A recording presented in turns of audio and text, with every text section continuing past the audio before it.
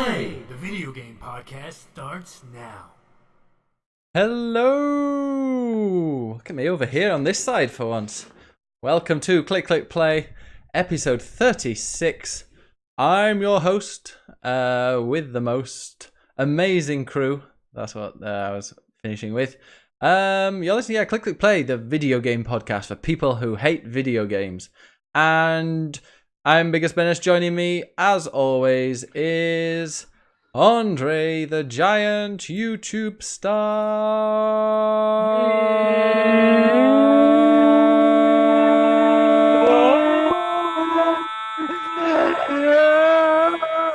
Hi everybody, how's it doing? How's it going out there? I am Jose Pizarro, and I have a total of 17 I thought you're Andre. subscribers on YouTube. Hey, yeah, I'm Andre as well. Whatever. Whatever you want to call me, you can call me. Which is your dream name? No, yeah, you got his own name. I said Jose. Jose, Andre. That's his drag thing. name. Whatever. That's my drag name. My drag name is Jose. Jose. And here's Hose B. H-O-E. Jordan, the Check my bag self. man so awesome. He was named after a woman with big tits and a country. Yeah. Jordan, how is it going? And a river. And a river? The River Jordan? Yeah. Ah. And a boy. And a boy. Indeed. And a basketball player. Yes. Yeah? Yes. And that. Jordan Yeah. Michaels. Some would argue the best basketball player. Some would. Yeah, I wouldn't. I'd say the best basketball player ever was What do you know? All right. that guy from Space Jam. You Oh, tried to yeah. return. Bill Murray. You tried to return. Bill Murray? Or not FIFA. 2K. Oh yeah, that's not a basketball game though. That's just a monstrosity. That's a pay-to-win game. Anyway, yeah, we're without Manny, and it sounds like this might be permanent. Is this permanent? He says he talks a lot. Yeah, just not on the podcast usually. Yeah. Oh, if he's not, I'm sure he'll be back. I'm sure he'll be back eventually. He'll come crawling back like the prodigal son he is. yeah. But anyway, yeah. So from next week, we'll hopefully have a new person on the podcast. I haven't asked Zach yet, but I'd like it to be Zach. You okay with Zach? Who's Zach? Zach, the same guy from the last one? Yeah, the one with the amazing hair and the great He's stories. alright. Yeah. I like him. I'll let you think about it. You know, if it's fine by me, but if you two hate him, then don't worry. I'll make Yeah, sure. we'll discuss it off the podcast. Yeah, just to make sure. We'll be That taking one's applications. like 3. Zach, if you're listening, we appreciate you and we like you. He's in the chat. What's what I said about Oh, cats? hey, no. Zach. Oh, yeah, there he is. Hey. Hey. I just want to hear more Hey, stories about his baby. housemates. So yeah, I'm currently broadcasting from a war zone here in Barcelona.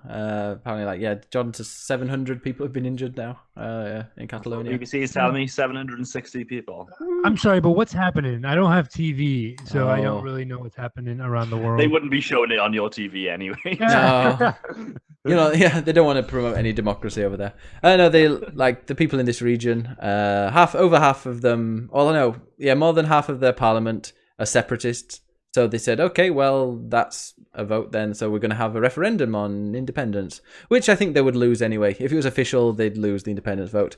But anyway, the Spanish police said, no, that's the Spanish government said, no, that's illegal. You can't have a referendum because it's against the constitution. Even though when they were offered the constitution, it was either like that or a dictatorship. So they obviously chose that constitution. And then, they said, no, that vote's illegal.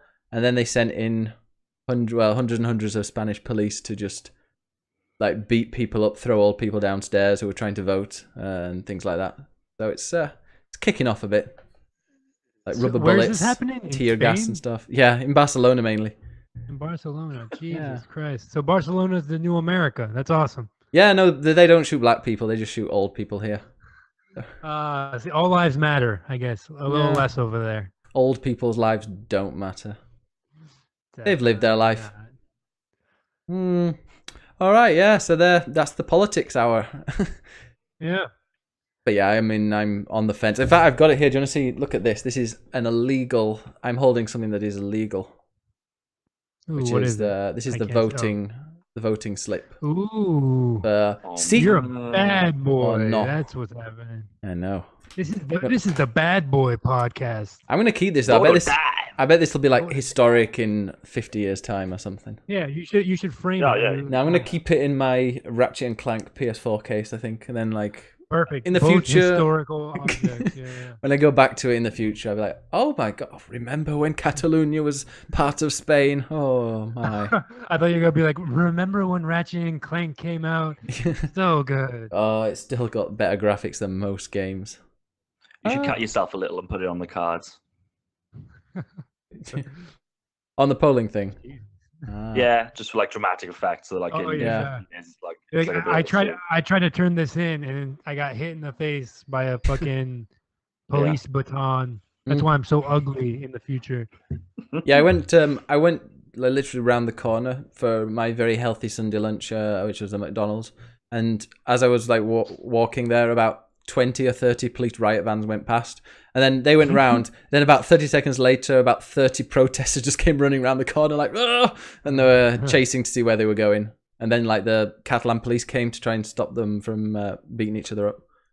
So, yeah, what a mess. I know. And then the Spanish deputy prime minister today just said that the police response was appropriate. Like everybody was watching, going, "No, it wasn't really. Don't, you know." Anyway, Yeah, they do seem a bit heavy. Yeah. They're just whacking people. And, like, it's a difficult situation, but I don't get why they need to literally beat people up. yeah, they picked an old man up off the floor and then threw him on his face, and then he started having a seizure. And I was like, oh, okay. What are the police normally like in Spain? Well, they're all dicks, to be honest. The Catalan police, I had a thing. Well, it wasn't me, but somebody I know had a thing with the Spanish police that apparently, I think they were in cahoots with the doorman of this club. So this person like kicked someone out. No, he didn't kick them out. Just wouldn't let them back in, even though he'd seen them leave, and just to see if someone was there. And then like called to the Spanish police and said, "Hey, look, this guy's kicking off," even though he wasn't kicking off. And I asked the police, because I was so drunk, I was like, "Do you speak English?" And he went, "Blah blah blah blah blah blah." And he was like, "Yes, I speak English." Blah blah blah blah blah. And I was like, "Oh, what a dick." So the Catalan police aren't really my best regards, anyway. God. We've got one of your fans in the audience, Andre the Giant. Kahayate. Hey, look, it's Jose. Hey, it's me. Andre's famous on YouTube. No, I'm not. I'm not famous on YouTube. I'm more famous because of this podcast than I am anything else, I guess. I love how long have you been doing YouTube? 7 years. Do you know what I got the other day from Twitch? $100 in my PayPal account, and that's the first. And then I'm due like another 160 or something. Like maybe the end of this month. I made a video where I said, "Hey, Venmo me money," and somebody Venmoed me money. It was awesome. Actually, I did something really cool. This will be what I'm going to talk about at the beginning. This Go little for it. thing right here. Is this about? Oh no. All right. Did I tell the story about the Jenga at the bar? Is it human Jenga? No. Oh. So I went to this bar, and there was this you know what Jenga is? It's like where you stack a whole bunch of wooden things and you have to pull one out. Yeah. We've got physics too. Yeah, we're not backwards though. What's it called? Well, this Jenga set that we had little things you had to do if you pulled one out. Like one of them said like, "Oh, finish your beer, buy a round for the table," and stuff like that. Sounds great. Well, I wrote on mine. I got one that had nothing on it, and I just wrote Venmo Jose $10. And like yesterday, somebody Venmoed me. Oh, they Venmoed me $5, and they're like, "Sorry, needed to buy more beer." And it was just like, Jose, $5. That's amazing. So I've made more money officially right in my Venmo on bar Jenga pieces than I have through YouTube. So hey, there we go. Great.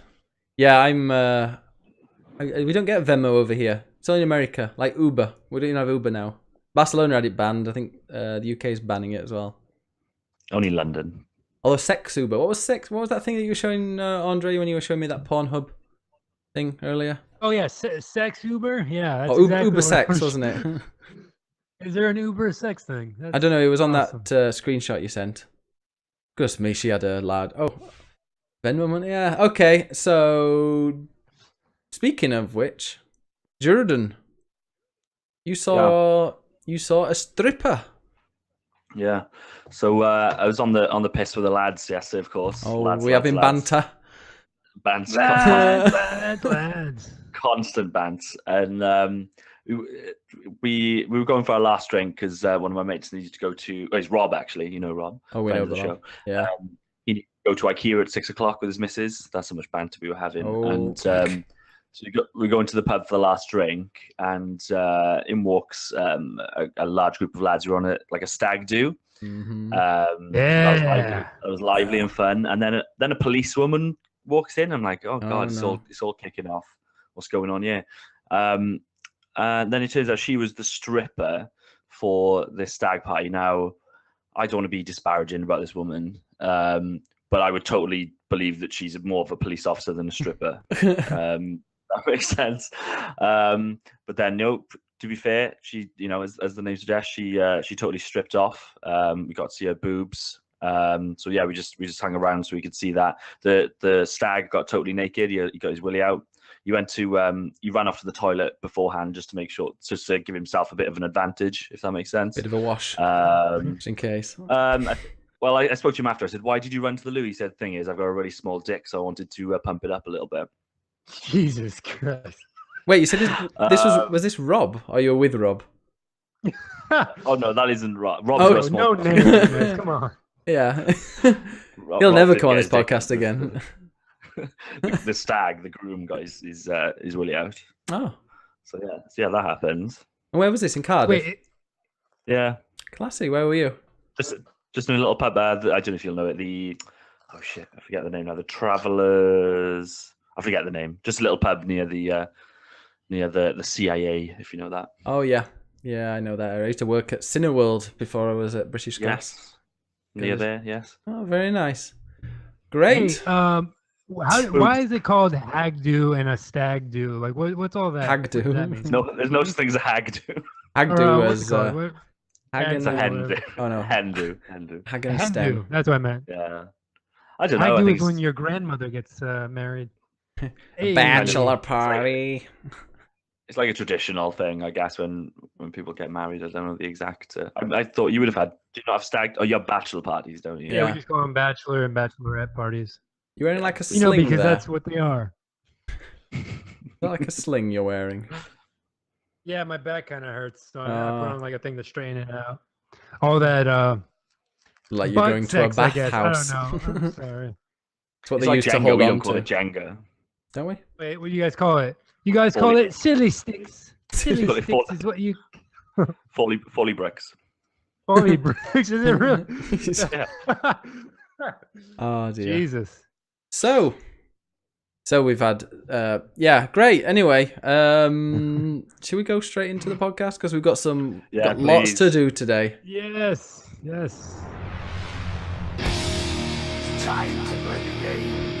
It's all about the game and how you play it. All about control. And if you can take it, it's all about your debt. And if you can pay it, it's all about pain. And who's gonna make it? What games are you playing, you complete bastards, you?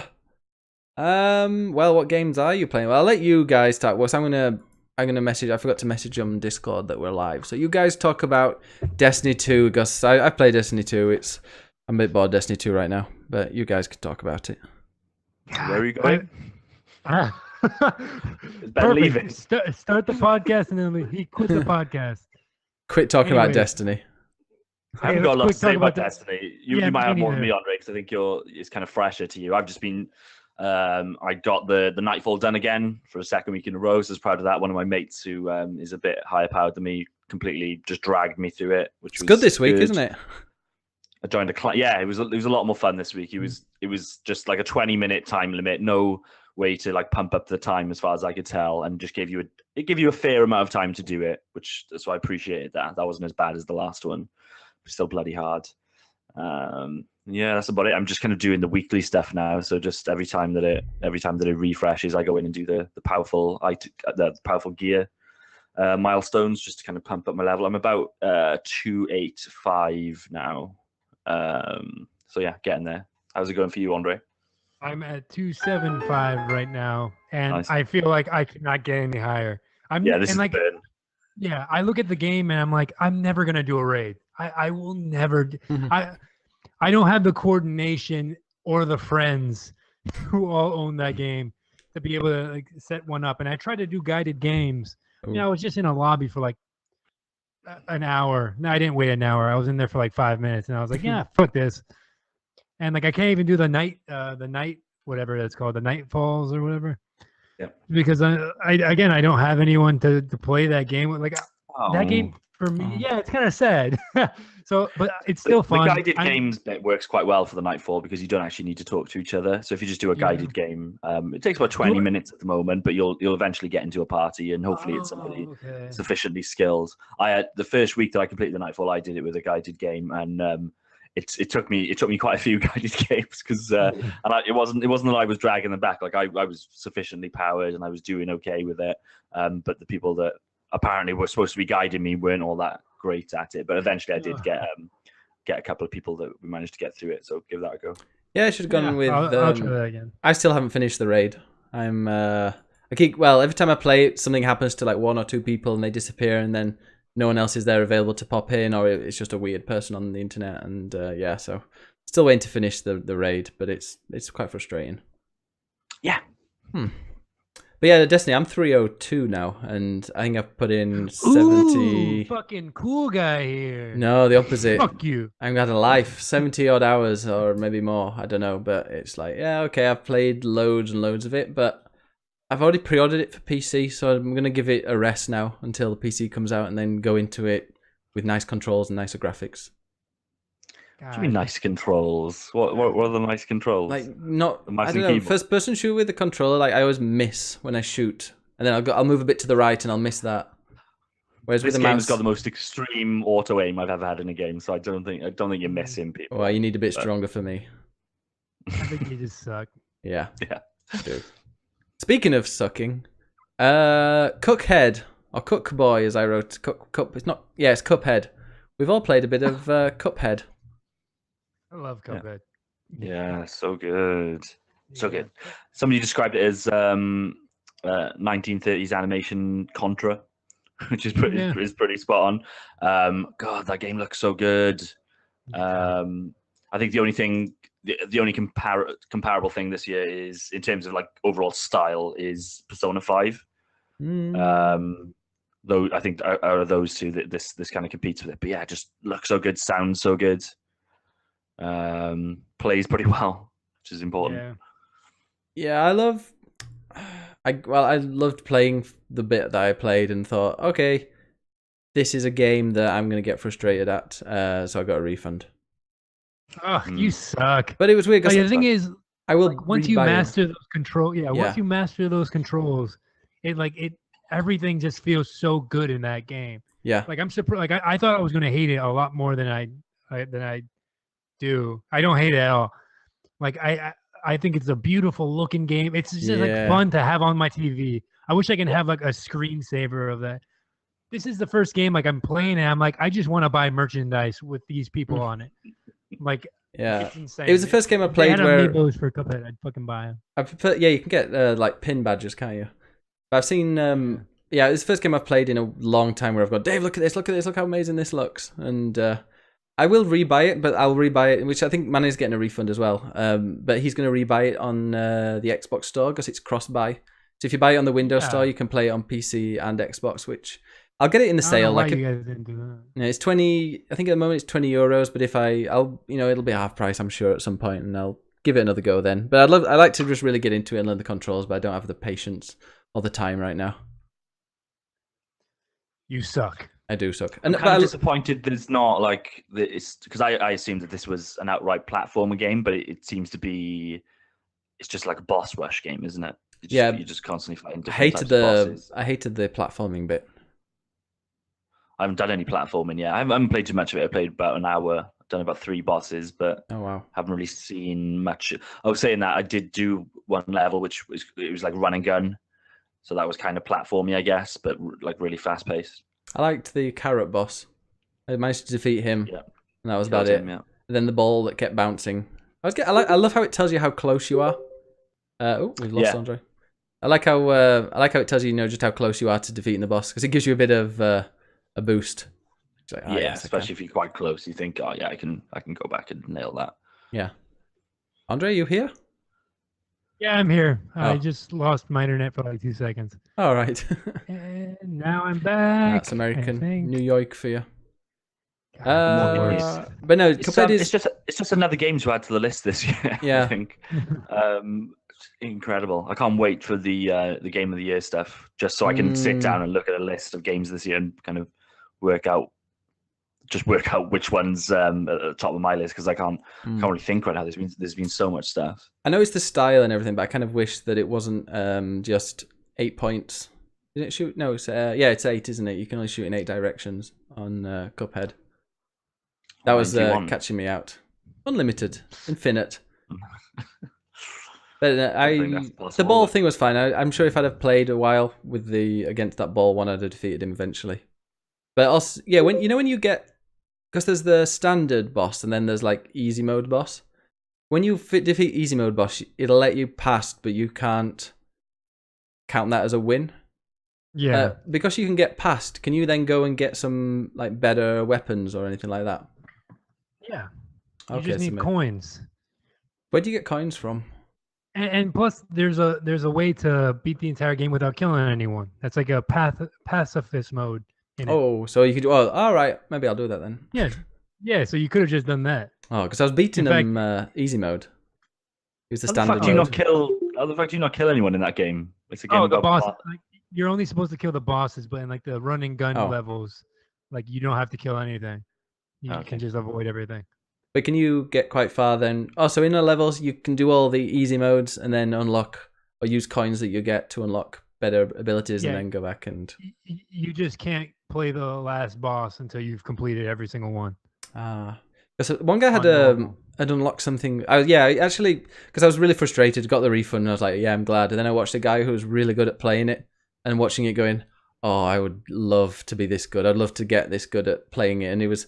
like to understand the levels and understand the bosses, and it's kind of all traditional, like bosses like that I've missed in games, because with open world stuff it's just kind of shoot and hide and like take a bit off and a bit off until they die.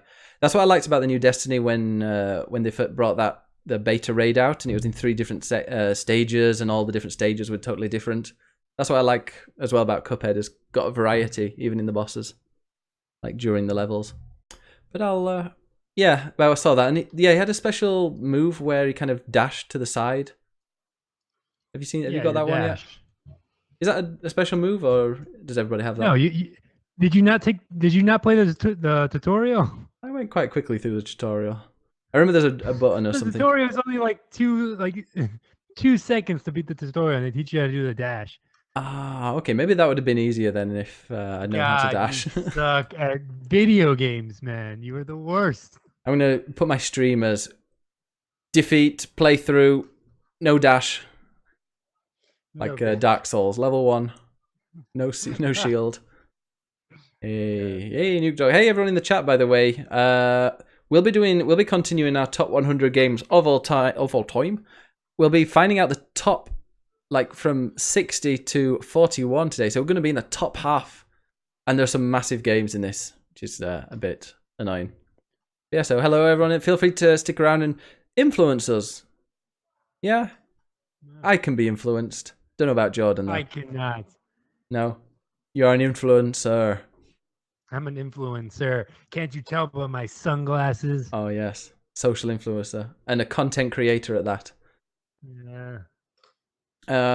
So do we like Cuphead then? Yeah, I love Cuphead. Oh, now I knew Jordan you'd play this game. Golf Story. I really want to play that game. Yeah, nice. Me too. Tell us, is it good, Jordan? How is it? Yeah. Oh, I'm not going to spoil it, but I do love the fact that he's muted.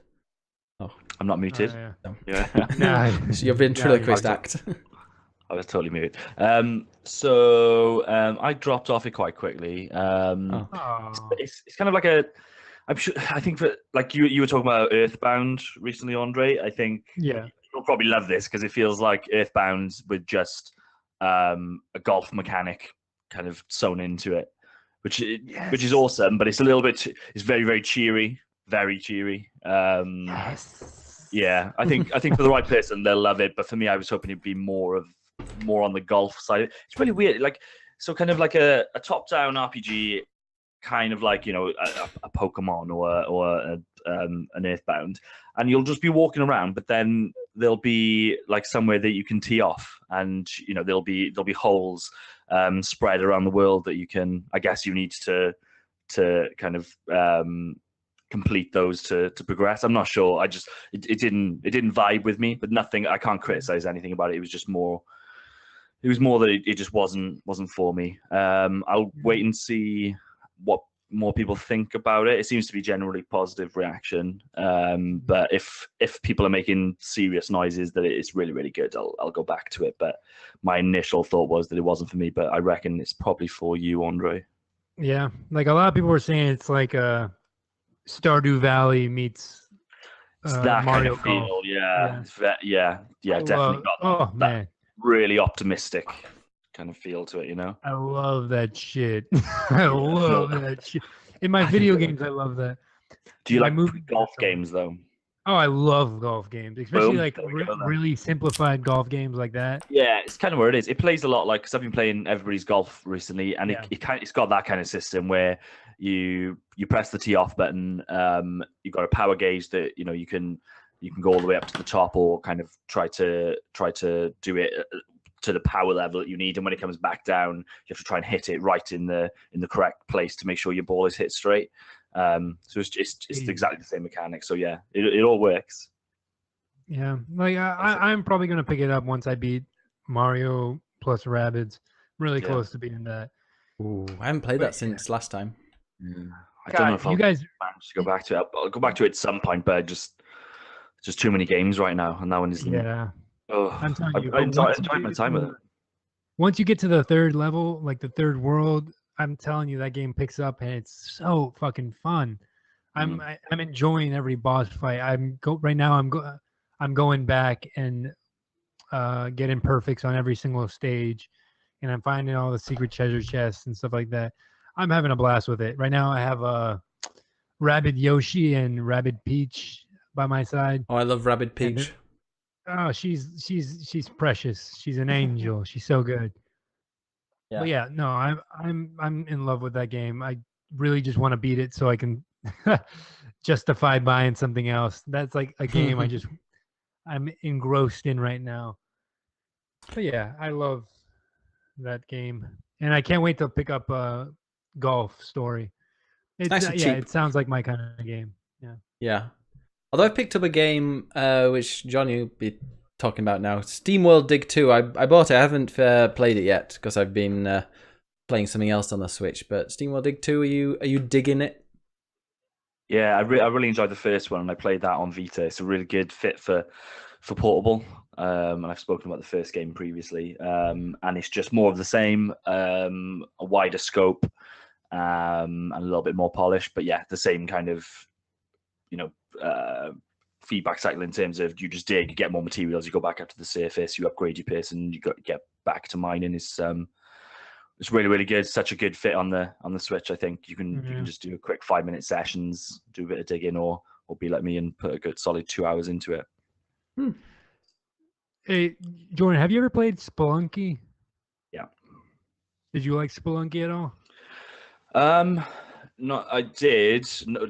I know that some people go absolutely wild for that game. And I was trying to get that bug because it came out, like for me at least, in terms of when I started finding out about it around about the same time as Rogue Legacy. And I was really looking for something when I finished Rogue Legacy, I was like, right, I need the next kind of game that scratches that itch. And I knew Spelunky did that for some people. I don't know, it just never really connected with me in that way. But I know some people absolutely love it. God damn, Rogue Legacy really ruins roguelikes for me. Like if a game isn't exactly like what Rogue Legacy did, I don't want any part of it. And nobody does it. For some reason, nobody wants to just pick that up and just even the devs are not doing. I'm pretty sure they're doing a completely different game.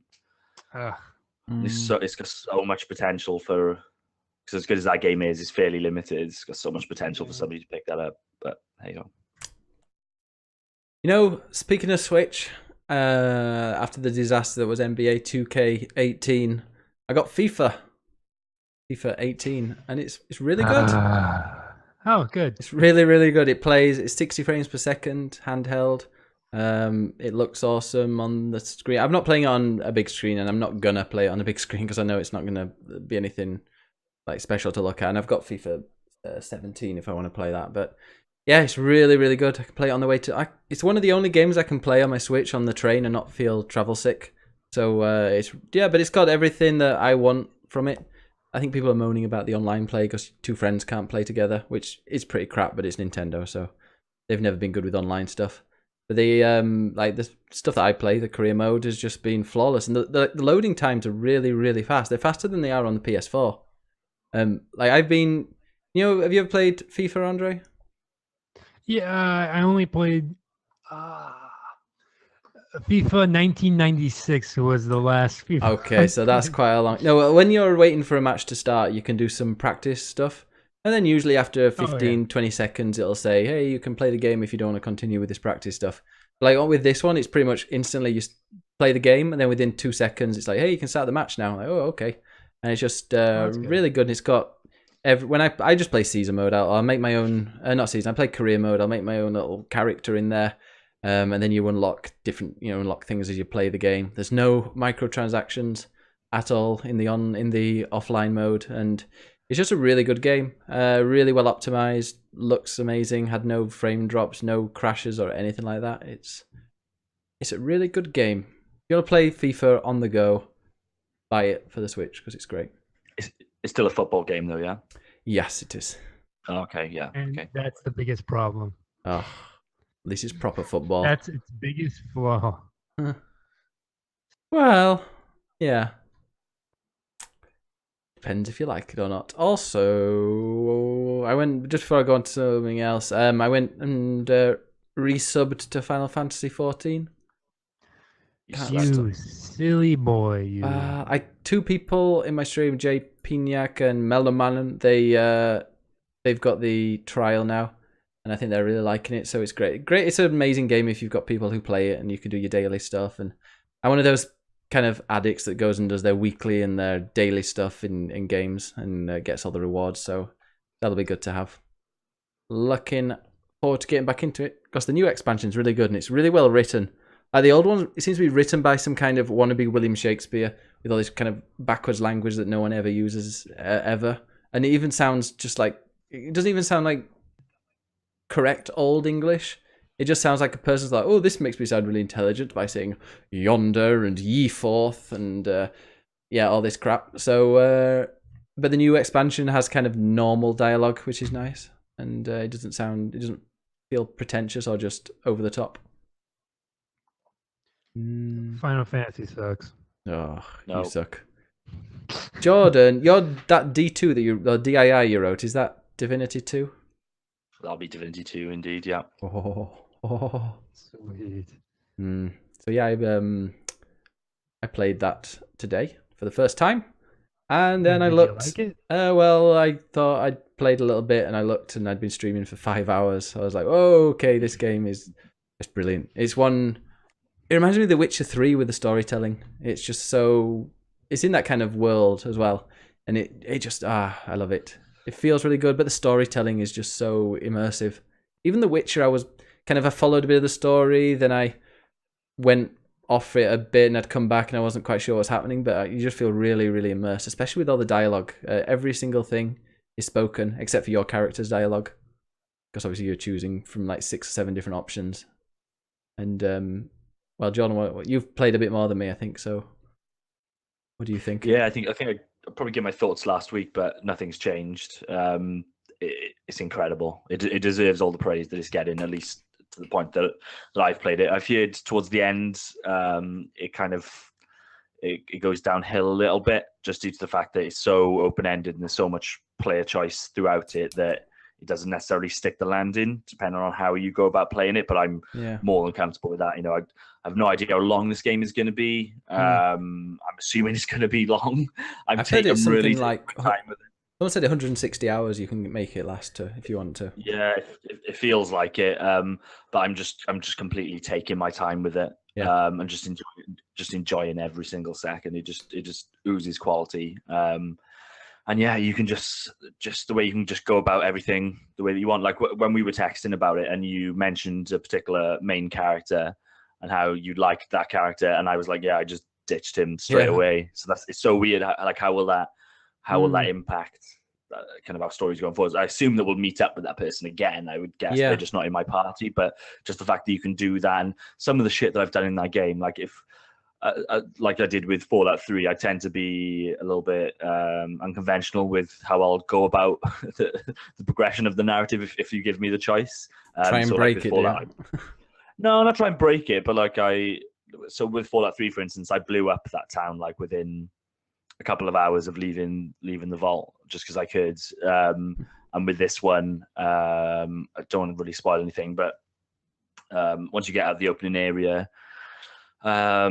you're kind of marooned on an island, and there's kind of like a magical military presence there that they're kind of overseeing this island. I've stormed their base and taken out the main guy. At no point has anything in the story told me to do that, and it kind of breaks it a little bit now, because I've literally stormed that place, taken down the big bad guy, and people are still like the people, the kind of NPCs are still talking like, you know, this is still a major threat, and what are they going to do about it? And I'm like, well, I've already killed them, so don't worry about it.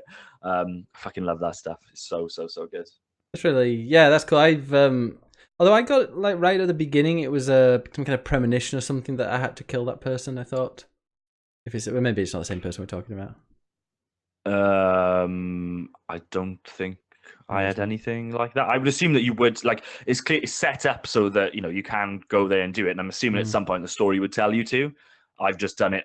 I feel like I've done it way earlier than you're supposed to. I was exploring and stumbled across kind of the headquarters of this person. The first time I kind of backed off because I wasn't powerful enough, but I just went back there when I felt like I'd kind of upgraded a little bit. I had some better weapons, some armor, and just stormed the place. It was fucking awesome. Nice. Yeah, I've just gone to the dungeons, the prison cells, and there's been a pretty epic battle down there. Yeah, it's great. I really like it. And I love games that let you explore, but are kind of linear in, well, maybe I don't know if it's going to be linear all the time, but like it moves you from one place to another, and then to another, and then to another. And you're not just repeating the same ground, going over the same grounds again and again, like quite a lot of games nowadays, especially when they're like massive fans of open worlds. I like to be like, oh wow, I wonder where we're going to go next, and like an adventure, like Uncharted. Uncharted was great for that. Like every level, you'd be somewhere totally different and having different experiences. It's a great game. I keep on talking to NPCs, and they keep on saying things like, "Oh, look out for me in X town because I'm traveling there in a couple of months or something," and it gives me the impression that this game's going to be fucking huge. We're going to go and visit loads of different places and see characters that you've already seen. The first lady that you speak with when you wake up at the start of the game. The one that So I just straight up killed her, like in that. So I don't know how that's impacted things. Yeah, the person that I said I really liked. I tried to wake them up by using a little bit of electricity, but I ended up killing them. Didn't work for some reason. Killed them, and then I was like, I'm going to do a reload because I actually like that person. So did they full on? They died. It wasn't like nope, totally dead. God, that's amazing. So see, this is where the Bethesda games kind of fell down because, like in Fallout 3, I felt like most NPCs I could kill if I wanted to, and I'm not saying I'm going around killing everybody. But if I wanted to kill somebody, I did. Like if somebody had an item that I needed to progress, and then I went to see them and asked them for it, and then they were like, "Yeah, but you need to go do this mission." More often than not, I would just shoot them to get the item. But then I found in Skyrim there were just so many NPCs that were marked as essential, and you couldn't do that. You would kind of attack them, get all the bad things for attacking them, such as their faction kind of not liking you anymore, and whatever else. But they wouldn't die. They would just cower down and then recover. Whereas this game, like that guy that you've killed is clearly supposed to be a major character. Yeah, and I've heard that like a lot of people go through. Like somebody I was playing, actually I was streaming. Someone came in and said that they've started the game 3 times and they haven't gone away from from the castle, which is like the second, well, from that island, and they've never let they Yeah, haven't left it so- because they're doing. There's so many different ways. Yeah, you can. Yeah. Like I'm playing as the character, but then I kind of forget that I could have started as any one of the other characters as well. Like, Yeah. oh wait, yeah, I could have actually played that guy that I really like. And maybe if I get through the game, finish it, and love it so much, I might end up doing that. It's really weird. You can pretty much play as anybody that's in your squad anyway. If you just change Yeah. to them in terms of the person you're walking around with, that's who you'll talk to, That's what I do. or that's who you'll use to talk to people, and they'll address you as that person. But can you kill your character that you started off as? That's the I doubt it. yeah. I think you've got a star next to your name, so maybe that's like the leader, and you I would can't guess you change need that. to keep. Yeah, you would keep that Yeah. person in place. But yeah, it's just so mechanically dense. The verb set is incredible.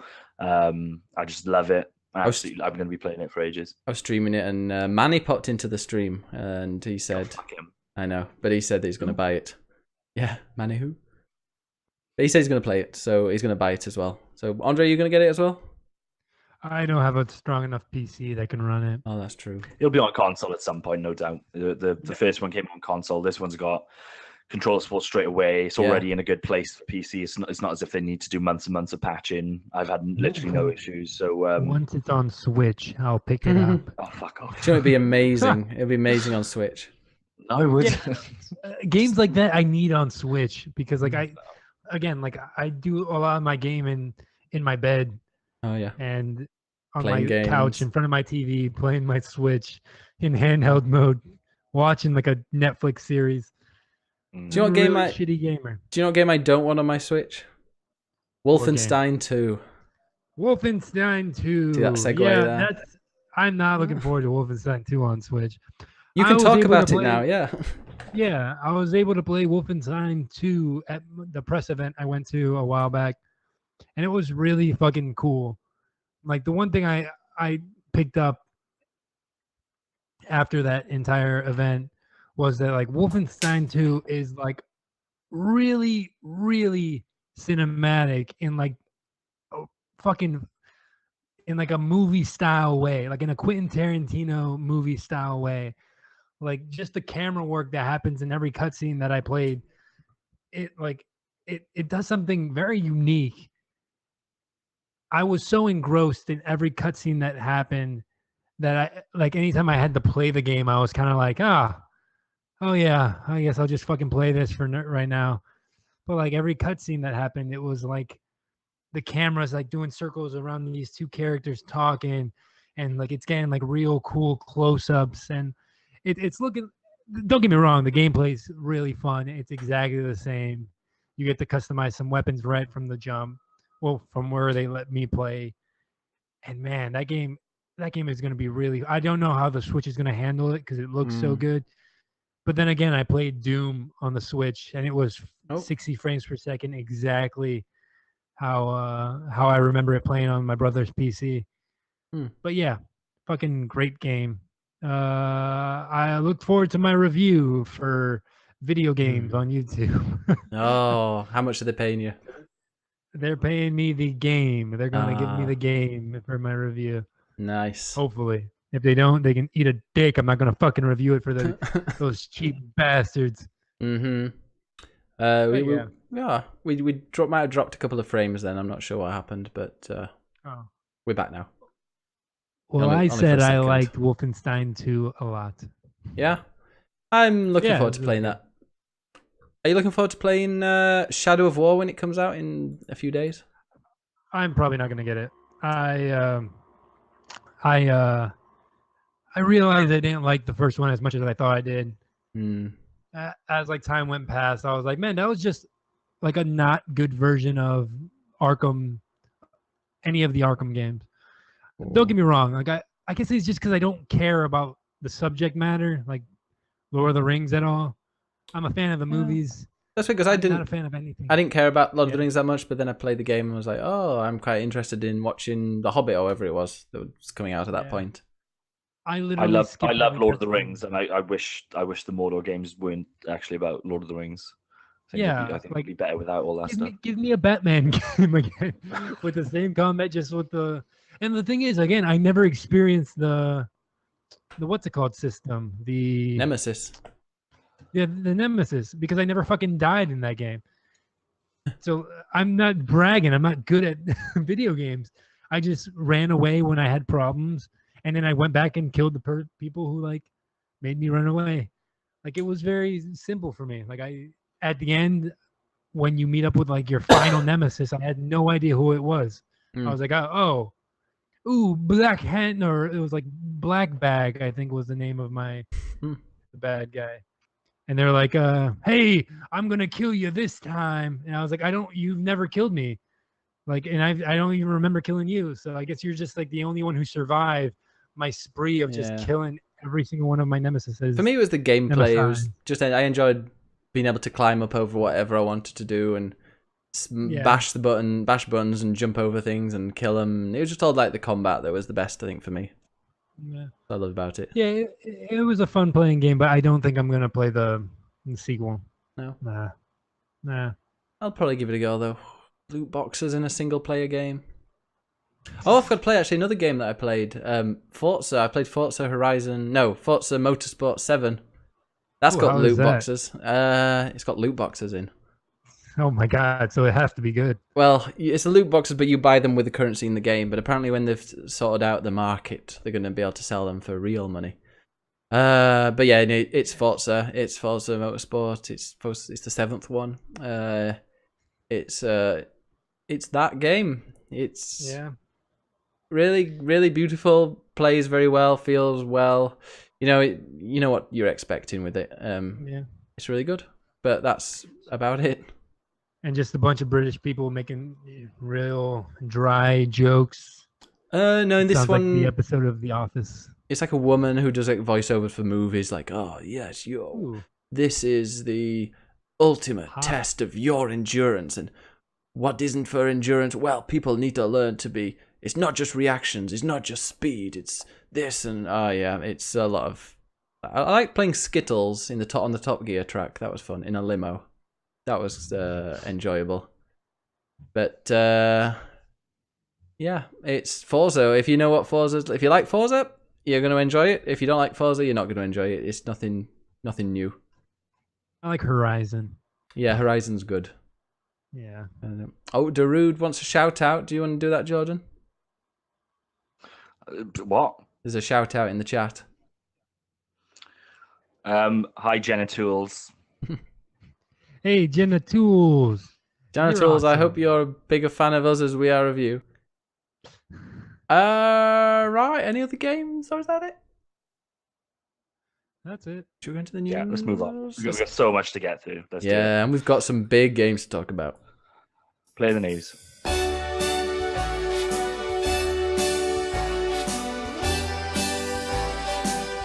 Start spreading the news.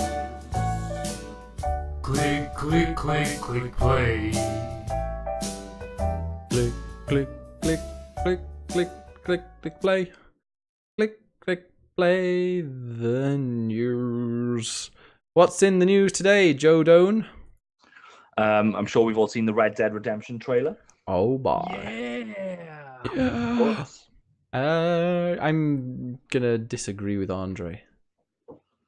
What? Okay. I know. I really like that it's a prequel. Yeah. Yeah. I like. Here's the thing. I like that. I would have liked if it was it just took place before. Okay. Here's what I'm trying to say. I would have liked it if it took place before the events of Red Dead Redemption, the original Red Dead Redemption. It is, isn't it? That's a but prequel. it had nothing to do with those characters. I don't think it's got. Dutch is in it. Yeah, but I don't think it's got many of those. I don't think like John's in it really.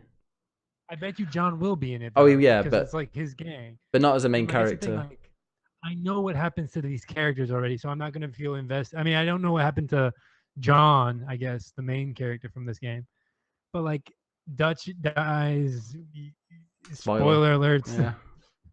Like I don't know. Like I feel like a disconnect when it comes to that. Like any prequel at all. But I'm gonna give this a chance. I would have liked it if it took place farther back in time, just a new set of rules, like a new set of people. Slaughtering the People Indians. to feel invested. Yeah, just slaughtering Indians left and right. That'd been cool. But I don't get me wrong. I'm saying I'm not excited about that aspect, but I'm super fucking excited about that game. Still makes Because I it, mean, Rockstar never puts out a shitty game, and this is going to be it still makes it incredible. strange why it's Red Dead Redemption 2 and it's a prequel. Exactly. I bet you it takes place during, like, before and after. Yeah, I Like, I bet you wonder. it's gonna go crazy, like with the timeline. Hmm. I think maybe you're making a bit too much of the connection to the previous game. I think as much as there'll be loads of references and stuff, I don't think it'll kind of feel that much like a prequel. I think it'll exist as its own story, and I think this will be a full on Western, whereas the previous one, the whole shtick was that it was kind of the end of that period, and you saw the onset of kind of modern technology coming in. And John, he was a cowboy, but not like a like you kind of see cowboys in the movies where they are like all the Indians in the first one were like they were like a gang, weren't they? They weren't like proper Indians. So I'm hoping this is just their actual their full on Western thing. But I've got so much faith in Rockstar. Like I think they're good enough at storytelling not to make the common mistakes that a lot of people make with prequels. So I can't wait. And just from a technical standpoint, it looks amazing. I love with GTA you get the kind of the big urban environments, and then with Red Dead you're getting just these massive expanses with loads of greenery. And this will probably be the game that I do like a full-on upgrade of my PC when it comes to PC, because I'll want to play this in 4K, 60 frames a second. What else as well I think is going to happen, because they're releasing this as a prequel, and if it does kind of lead into the original game right at the end, or it has lots of ties right at the end, they're going to remake the original. I can tell. Like No. they will No. they're going to remake it and release it on PC. I- They'll have to remake it though, Maybe. rather than Do you mean a remaster or a remake? remake. I see they can't remake. Isn't the code all like fucked? They'd have to remake it with this kind of engine, or whatever they're using. They're not going to do that. They're not going to waste time doing that. Why would they? I Why would think they? so. Why would they remake it? They're going to Because remake it isn't for it all- one console? Isn't it all messed up? Nah, I think they'd bring it out on all of them, or as many as they can. They'll bring it on PC. I can see that. I think you'll see if you look at all the stuff that they're pumping out now. They announced more stuff this week in terms of GTA stories. I think you'll see a remastered version before this comes out. If they don't, they're literally leaving millions and millions on the table. It'd be crazy not to release a PC, PS4, Xbox One version of the original Red Dead. And if they're going to do it, they need to do it quick, because they're saying spring next year for this. They definitely won't, because apparently the code's like all messed up in the original one. That's why they've not like ported it or anything. It can't be that. If it's running on a 360, which that was the better version, it can't be that. But isn't that's pretty much PC architecture. It can't be that difficult. Yeah, for PC maybe, but like for PS4, because isn't PS3 and PS4 are like so different, whereas the 360 and the Xbox One. Yeah, you'd use the 360 code. So the 360 code would be pretty much 360 code was. No, I'm not that technical when it comes to this stuff. My layman understanding of it is that 360 code was fairly close to what you would be. You obviously dev on a PC initially anyway, and then you kind of start making the changes over to the consoles. It can't, considering the resources that Rockstar have, it can't be that difficult for them to put a remastered version of Red Dead out there. But maybe I'm talking shit. I know I've heard things that said it is very difficult, but maybe I think maybe they will release it just before Red Dead 3 comes out, between 2 and 3, to heal the gap and the wait. Darude in the chat says Darude is not impressed with Red Dead. It said it kind of looked, but the Red Dead Redemption trailer, I mean, it doesn't have the same feel as the first one right now. Lots of render. Did you get that? I mean, I didn't see any gameplay. Did we? No, but it was you never do with these trailers. So this was a positioning piece. This was all about kind of the tone that they're looking to strike. They're not looking to get into the gamey stuff. They love their films. This was them. This was very much a film trailer for that game. I remember the GTA 5 one stuff closer to the time. Yeah, GTA 5 ones with the helicopter and the cars and motorbikes. Drew says they need a remastered version for Christmas or January sales, because that's when the sales will be best at. Yeah, although that game will sell whenever they release it. Yeah, they can just put that fucking on. They can put a fucking Red Dead screensaver, and they'd probably make money. They can't If you be. think they're doing LA Noire, there's no way they're not going to do Red Dead Yeah. before this comes out. If they do, then there must be some serious issues, and I can't. Maybe they're waiting so can't they can see release it what on there is. Switch as well. Oh, fuck off. Just imagine. God, if that. Oh my God. We'd have to That would water you be- down. that would rock me. Could do. God. Playing at the same resolution as we did back in the day. Yeah, I'm okay with that. I'm okay with it. Please give me that. You know what? I'm gonna buy LA Noire just to like tell them like, hey, put fucking anything on this goddamn console, and I will eat that shit up. There are loads of games in I've that game never. now. God, I can't wait.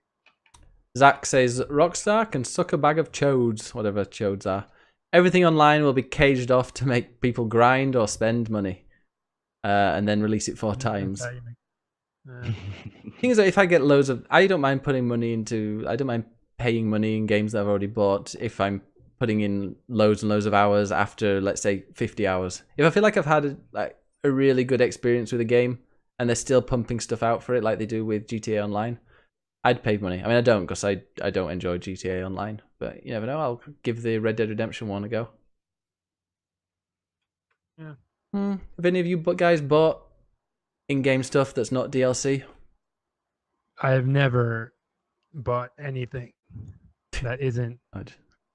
Just anything. I have never bought anything ever. Mhm. As I'm looking to buy, I'm like trying to order a hamburger right now. So, But you, Jordan, life DLC. I regularly throw the Rocket League guys money. So even though I've used the same car since day one, when I'll always buy any DLC that they release, even to the point where they released, I think, like, I don't know if it was NFL or it might have been hockey. NBA, maybe, I but they think released. Was it NBA? They Yeah. released like flags, and I'm like, I don't give a toss about this, but it was a couple of quid, and considering the amount of time that I put into that game versus like I initially had that game on PS Plus for free, so I could have been I must have put near 1,000 hours into this game now. And technically I could have not paid a penny for it. But I had it on PS4. I then bought it on PC happily for like the 10 quid or whatever it was. And now, yeah, when the DLC comes out, I chuck them a couple of quid, and they do like they have like a box system as well. So every now and again you'll earn like a loot crate. And I've already got like a load of keys to open those just to see if I get any kind of cool shit out of it. But yeah, it's just I'm happy to throw people money where they're delivering a good service, I guess. Melloman in the chat says he does the same as you. Yeah, I paid money. I mean, it was a free to play, but I paid money for Fallout Shelter because I played like a good 10 hours of that, and it was free. Didn't mind doing that. We're going to talk about Bethesda in a bit, but they're getting into a bad place with this kind of stuff, and it kind of ties into what we're talking about now. They're really starting to go on the wrong side of how you should be treating customers and how you should go about your business. But we'll talk about that when I get to it. Sure, they're not as bad as 2K yet. Fuck 2K. Well, they sold you a game. Yeah. Everyone knew it was going to be bad, and then you want a refund. You can't have one, so they haven't done Bastards. anything wrong, as far as I can tell. I know. When I buy a game, I expect to be able to play it without. You expect too much. Yeah, it's like I'm in a career, but I've got to spend money to actually I'd be play relieved. basketball in If the I career. I couldn't play it, I'd be happy. It's a good looking game. Well, when it doesn't crash and like 30 frames per second in a sports game. You just like the sweaty man invests, dunking the balls. Yeah. Next bit of news is around the PS Plus offerings for October, and I think one of you has added the Games for Gold stuff as well. So the reason why I've added this one is that so it's a really noteworthy one for PlayStation. You've got Metal Gear Solid 5: The Phantom Pain for October. The best Metal Gear Solid. From a gameplay perspective, agree. But I just can't wait for I just think it's so funny that there'll be so many PlayStation users now who have never played a Metal Gear game before, and they're gonna get their email saying your PS Plus games are ready, and they'll go, oh yeah, Metal Gear Solid, I'll have a little go at that. And then the first hour of that game is completely weird Metal Gear love shit. that. There's we like it because we know kind of what's going on with video games. I think you'll see a lot of the Call of Duty crowd going into this and downloading this game and not knowing what the fuck is going on, because as much as Metal Gear Solid 5 has got amazing open world action gameplay mechanics. There's some real weird fucking shit in that game as well. It freaked me out, that one. You know where you're crawling underneath? No spoilers, but when you're crawling underneath the like the cubicles, the beds. Yeah, that was like my heart was pounding then. Oh yeah. But for a lot, I'm really happy that more people are gonna play that game. A tragically brilliant game. Yeah, just to call out the other stuff, you've got Amnesia Collection. Which is I've been told scary. I have to stream that apparently. Yeah, it's a classic streamer game, isn't it? Monster Jam Battlegrounds. Oh, is that like Player Unknown? Is it? No idea. Hue, 100 Hustler Monster Kings, Trucks. and Skyforce Anniversary. I'm just looking at the games with gold stuff. You got Gone Home on there, so that's good. Lesbians, isn't Well, let me talk about these. Gone Home. If you're one of the 2 people who hasn't played Gone Home on fucking any goddamn device that you have, it's like one of the first Lesbian. It's like like walking simulator games that like did it right, and everyone's like been trying to copy what Gone Home did. I'm not a huge fan of Gone Home. Didn't like it that much. The Turn-In Test is a puzzle game, kind of in the style of. Oh, I thought Gone that was Home. The Martian. No, you're not getting The Martian with Matt Damon. Damn. On Xbox Games with Gold. Rayman could give a shit about. It's actually a pretty fun game though. You could. And last but not least, goddamn, a criminally underrated Medal of Honor game. Medal of Honor Airborne. Oh, I thought it was Assassin's Creed. It's really small. Oh no. This picture. Look like Assassin's Creed. No, it's a Medal of Honor Airborne. It's like the last Medal of Honor to be in World War II. And it takes place open battlefield. You can drop in from your plane anywhere on the battlefield, and the game kind of like makes its way around where you land. Like you can land on top of a building and just snipe people for a bit. Like it's really interesting. It's a great game. That was interesting. It's filled with bugs. It has like really shitty what's it called? Hitboxes on people. Like you can clearly shoot somebody and like they won't get hit. It's annoying. Cool. Other Sounds than that, great. it's a great game. I like to just pretend it's like, oh, these guns were shitty back in the day. So that's why I clearly missed the Nazi standing 2 feet away from me. But yeah. Last Metal Gear Honor.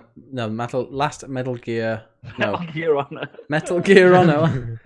What's it called? Medal of Honor. The last Medal of Honor I played was Rising Sun, and I was the only person I think in the world that liked that game. That was a great game. I like that game. Darude in the chat says, "Bennus, you've got to play the Crash Bandicoot rebooted version. It's amazing and rageful." Oh, I played that game. Ben. Play that, Ben. I played that game for 6 hours, and it's terrible. It's the third one's really good. The third one controls well, but Jesus, that first one is just horrible. What's the one where you're constantly driving cars? In that Forza. Yeah, that's it. I like Crash Bandicoot, Forza.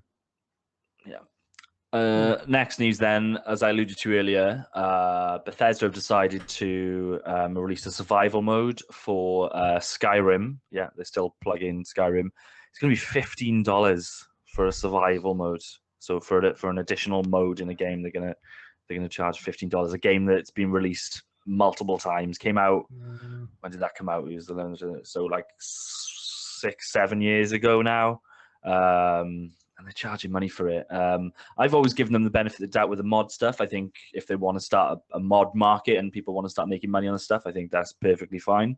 But this is silly, and I follow up with another bit of news. They released then a statement saying that they'll not let fan complaints and criticism define what games, what it kind of does and what it works on and what its strategy is.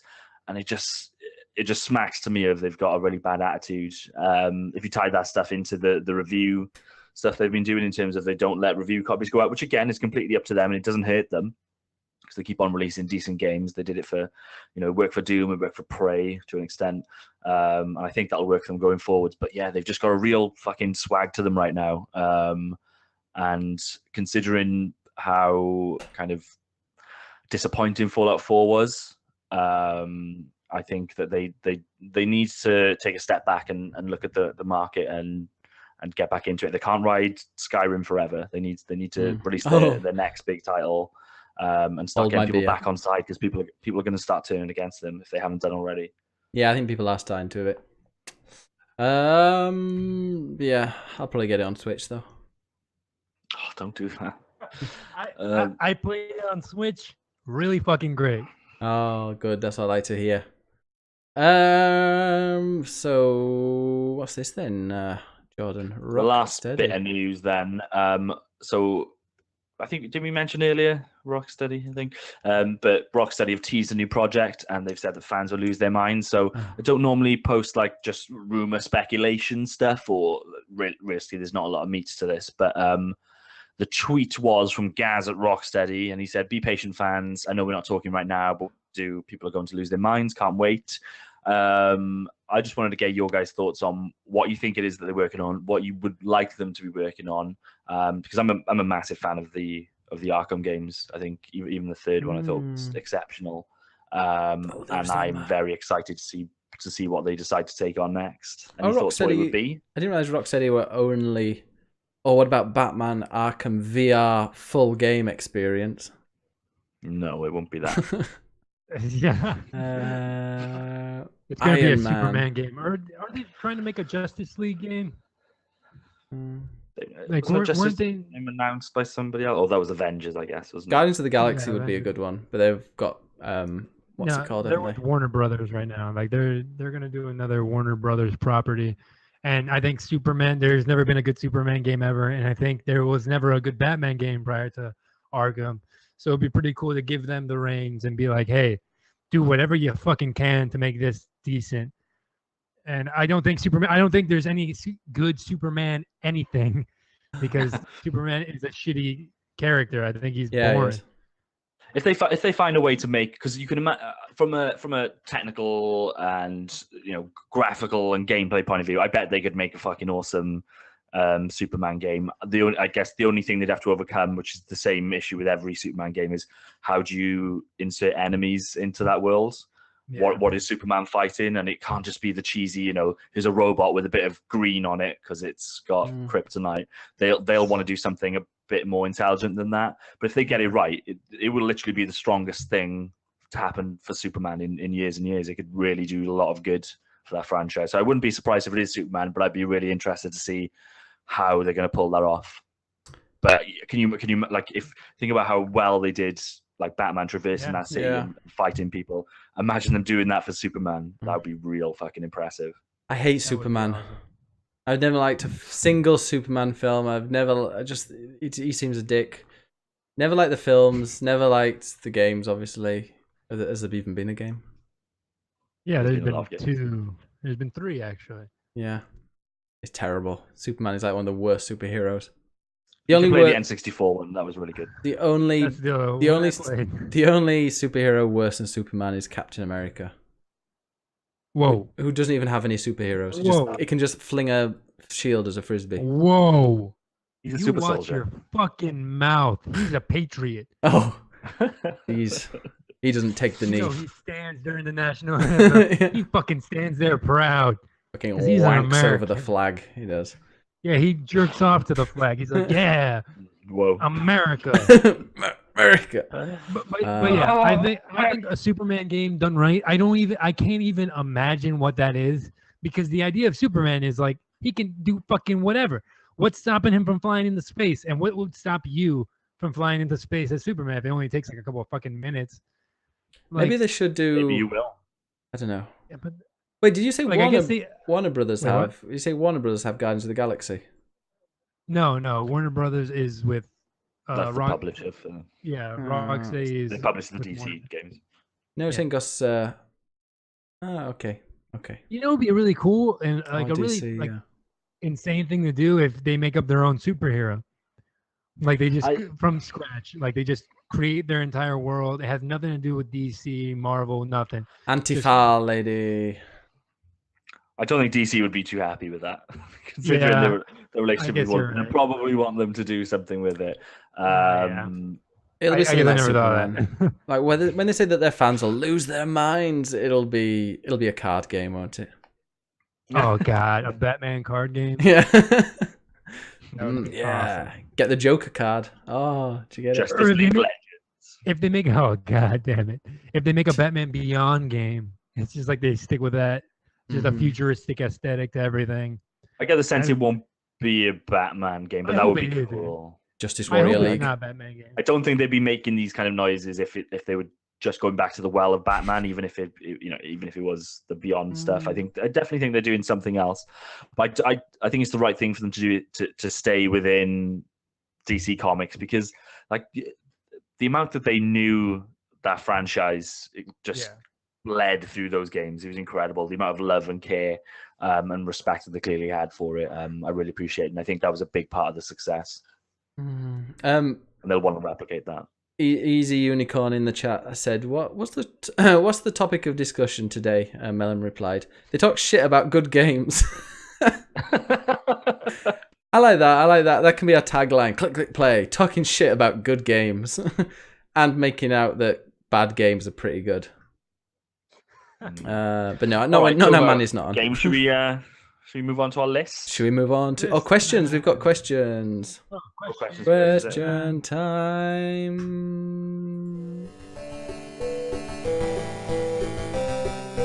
Question time. Time to answer questions that have been in all of our minds. Question time. Leave it in the chat and we will answer it in due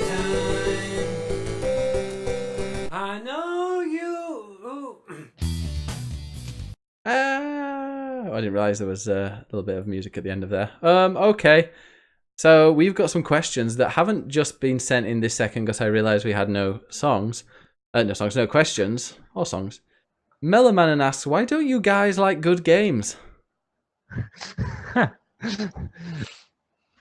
Because Fair point. Yeah, that's true. we're hipsters when it comes to this shit. What good games do we not like? What games do we dislike that everybody loves? That's a good question. My brother, classic example, my brother doesn't like Zelda because he's a fucking idiot who clearly knows nothing about video games. Which is why he's no longer on the podcast. Yeah, good. I can't wait for this fucking end of the year discussion when my brother tries to chime in, be like, "Hey, we should talk about fucking that space game I'm always talking about." Blah, Hellblade. blah, blah. Hellblade is one of the best games. Hellblade. Fuck Hellblade. I've never played it. I really want to. Also, Manny doesn't like FIFA 18. He didn't like FIFA 18 on the Switch because he said he was bored of FIFA. I mean, what do you expect? Like, that's one of the only games in the world where I would buy it and go, I know what I'm buying here, and I know what I'm gonna get. Exactly. And he's only bought fucking FIFA and Zelda, and I'm like, play something else on your Switch. You'll enjoy the this console's shitty. I mean, I've only played Zelda and FIFA, but that's it. Like, get the fuck out of shut the fuck up, Manuel. You're out of this podcast. My God, we have an argument and he's not even here. Jordan, what good games do you hate? I hate a good game. Well, I don't hate any good game. Not like Cuphead. Cuphead, I disliked Cuphead's difficulty, but I can tell you it's an amazing game. Although I'm kind of wanting to go and replay it now. I hated Mad Max. I mean, people like that game, but I don't. That game was, I thought people hated it. I quite liked it more than people like it. Yeah. I fucking hated it. I thought it was such a fucking waste of such a good property. Like, you can do so much with Mad Max. It's ripe to be a video game, Mad Max. Exactly. The movie is basically a giant video game, but they made it so fucking boring. When it comes to films, I hate good games. Like, I hated Mad Max film. What? Yeah, I know. Wait, the new one? Fury Road? Yeah. Oh, you Why? twat. How? I think they had the volume on too loud. I just felt like my heart was constantly going like that. It was too loud. What's wrong with you? It was... God, I hate you so much. They had the volume on too It's so oppressive. I sat there I just felt like it's a post-apocalyptic fucking world. I needed to go and sit down and rest. It was just constant nastiness. It's literally just gas engines, bullets, and explosions. It's supposed to be like that. It's one of my favorite films of all time. I'm not macho enough for that. Yeah, I think it's up there. Hey, Andre, are you checking out Blade Runner this week? Oh my fucking God. I cannot wait for Blade Runner. They went and made another good Blade Runner. How the fuck did that happen? Yeah, everyone's saying it's incredible. And I'm like, that blows my mind. First off, it's like one of my favorite directors, one of my favorite cinematographers. Ryan Gosling, is one of my favorite fucking things to look at. What has the director done before? He's done. I think it's the guy who did Prisoners. He did. Is he the same guy who did Arrival? I think. I have no idea. I'm not that much of a film buff, so I have no idea. But he did Sicario. He did. okay. Let me make sure. I think because I think that the cinematographer and the director worked together on like all their projects. And, what happened to that game that had the? It wasn't Blade. Was it Blade Runner? That. Oh, Prey. game That's Prey 1 you're thinking of. Which one? Oh, Prey. no, I'm Prey 2. Oh, which is the game that came out that everyone was like, oh, it's like a cyberpunk futuristic thing, like Blade Runner. A game that was at E3. It's kind of pixelated, that kind of art. The Last Night. The Last Night. Is that? Is there any news on that? No, it's not next year. Yeah. Oh, it's on Steam. It's out 2018. Yeah. It's one of the 2 games in my wish list right now. Oh, I'll add that to my wish list because you get 10% off if you get it before. We got a question. Does Trump start the war? director? The director made Arrival, Prisoners, Sicario. Those are like some of Enemy. He's made some of my favorite movies of all time. So like the fact that he's doing this, and first off, he's covering sci-fi, which is a genre I think is super underrepresented in films right now, unless it's Star Wars or like a Marvel movie, I guess. But like, oh my god, I can't fucking wait. I've got IMAX tickets for Thursday. Oh, do you? I need to. I already missed the boat on getting IMAX tickets. I'm gonna have to wait like a week to get that. I'm probably just gonna see it in like my local, normal. I'm probably gonna see it a couple times in theaters. When I like a movie, I fucking support it as much as I can. I've never seen Blade Runner. How many original ones are there? You won't like it then. It's too loud. Too loud. Is it the one about the vampire? Yeah, that's it. Do you know what? Do you know what? Oh my god! So I made the missus watch it this week because she's coming to see it on Thursday with me. So I wanted her to at least kind of understand it. It was a mistake because she obviously didn't appreciate it. Yeah. And she as she was going into it, she was like, "Is this the film with the black guy?" And I was like, I was trying to work out what. And so I was like, "Are you talking about this film? Are you talking about, I thought she was talking about Demolition Man, maybe, because I'm thinking about like futuristic sci-fi films." And she was like, "No, it's not that." Oh, Blade? And then she thought it was. It's not Blade. I thought it was a. Oh no, I see. Oh, that's what you thought too. Yeah, that's the vampire one, isn't it? Isn't he a vampire? Yeah, that's the one with Triple H in the franchise. We're talking about one of the best sci-fi films of all time. But so what is Blade Runner? Hey, which version of Blade Runner is like the one you're supposed to watch? Final Cut is my understanding is the Final Cut. Yeah, I don't know the exact differences, but yeah, apparently the Final Cut's the version that I own. Okay. I'll watch it. It looks quite interesting. Oh, shut up, Ben. I will. Right. We've got things. What did the Last Night dev say on Twitter? They had to apologize. Oh no, we're not answering that, Zach. Drew says, "When will world domination become acceptable?" Yeah, it's So I'm just gonna coming out to collect the pizza. Andre's just answering his pizza. Oh, he's speaking a different language. Yeah, you do know that I understand what you're saying. He's saying, the campsex will resume later. Can't do it. Sorry about that, guys. Oh, in Spanish. I see. After today's events. Yeah. I see, papi. Only Catalans allowed here. Apparently, they're jealous that I get to see Blade Runner for the first time. I don't really watch films. I haven't even seen Alien. You know what's a good movie I don't like? I don't like The Godfather, Part 1. Never seen it. Goes on for a bit. Not that great. Yeah, it goes on for way too long. A bit like Les Mis. Have you ever seen Les Mis? Going to see that. That film went on for a while. Going to see the show in November. Oh, really? I bet that's stage good. show's great. Yeah, I saw Mamma Mia. The film was terrible. Then I went to see it with my parents in Cardiff. I was like, oh, actually, it's really good. I really enjoyed it. There you go. All right, moving on to the fucking game. Let's move on to the games. Let's do this. Can we have a games intro for top 100 games? Top 100 games, top 100 games, top 100 games, top 100 games, top 100 games, top 100 games, top 100 games. All right.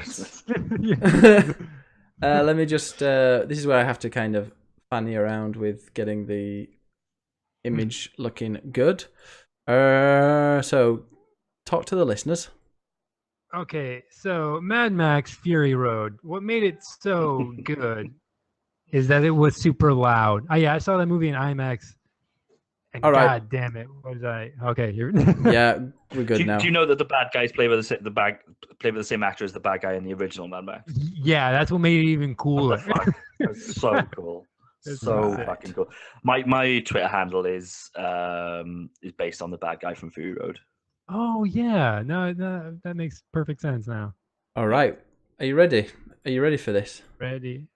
So you can see here we've got our top, well, like 61 down to 100. 100 is No More Heroes 2, Conker's Bad Fur Day, number 99. 98, we've got Tetris. 97, Forza Horizon 3. Echo Tides of Time is for some reason at number 96. 2016 version of Ratchet and Clank is way down there at 95. And 94 is Jack and Daxter. 93 is Braid, a game about hair. And 92, Gears of War 2 is there as well, not sure why. 91, Pokemon Soul Silver and Heart Gold, which are remakes of Silver and Gold, surprisingly, made it to number 91. And at 90, we've got Battlefield Bad Company 2. At 89, we've got Beyond Two Souls, but only the PS4 version. And at 88, we've got Burnout 3. 87, dizzying heights of 87, we've got Overwatch. And 86 is Transistor, about a lady who transitions. 85 is From Dust. And 84, What Does Remain of Edith Finch, is an amazing game that is Still haven't played it. far too low down for such a good game. But we've got at 83 Earthbound, which just came out. Was it Earthbound that just came out for the SNES Classic? No. No? What was that one? You're thinking of Star Fox 2, I think. No, what was the one? Isn't Earthbound on the SNES Classic? Yeah. Yeah. Yeah, it just came out. But that's been out. Yeah. 82 is The Wolf Among Us. And at 81, Super Smash Brothers Melee. At 80, Ellie! 80 is Handegg Blitz 2003. And at 79 is a game called Strategery. And 78, Pokemon Red Blue is there. And 77, we've got Guitar Hero 2. 76, we've got Ori and the Blind Forest. However, how a forest can be blind, we're still unsure. Send in your suggestions. And at 75, it's GTA 2. 74 is Spectacles Ops The Line. And at 73, a story about Andre's sex life, Thumper. 72, Splatoon 2. And at 71, Rogue Legacy. At 70, we've got Uncharted 2. And at 69, we've got Rock Hard Band number 2. I'm using the same jokes as last week. Hopefully no one will notice. 68 is Mario Kart 8 Deluxe, which is for the Switch. So look at that Switch game already on there, and we've got some more to go. 67 is Sonic 3 and Knuckles. 66, Super Mario Galaxy 2. And at 65, we've got new Microsoft Flight Simulator Elite Dangerous. And at 64, the best game to ever make use of VR, Res Infinite. 63, Dishonored. And at 62, Final Fantasy 14, which is a very good game. And at 61, Portaloo. All right. Yeah, the last episode is going to take a while when we go through all of these. Yeah. Barbie's Mansion. Okay, so shall we announce the games? You want to hear them? Okay, this is... Yes. Oh, wait, shit, what happened to it? Oh my God. So, about wait. Fury Road. Oh, no, I've got him. Here they are. I thought I'd cut the page. First game is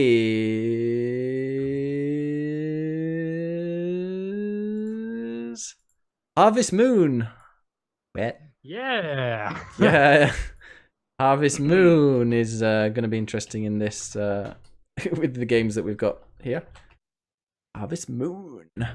And It's Stardew Valley here. It's in this. I think it's in the top 100. Also, Harvest Moon.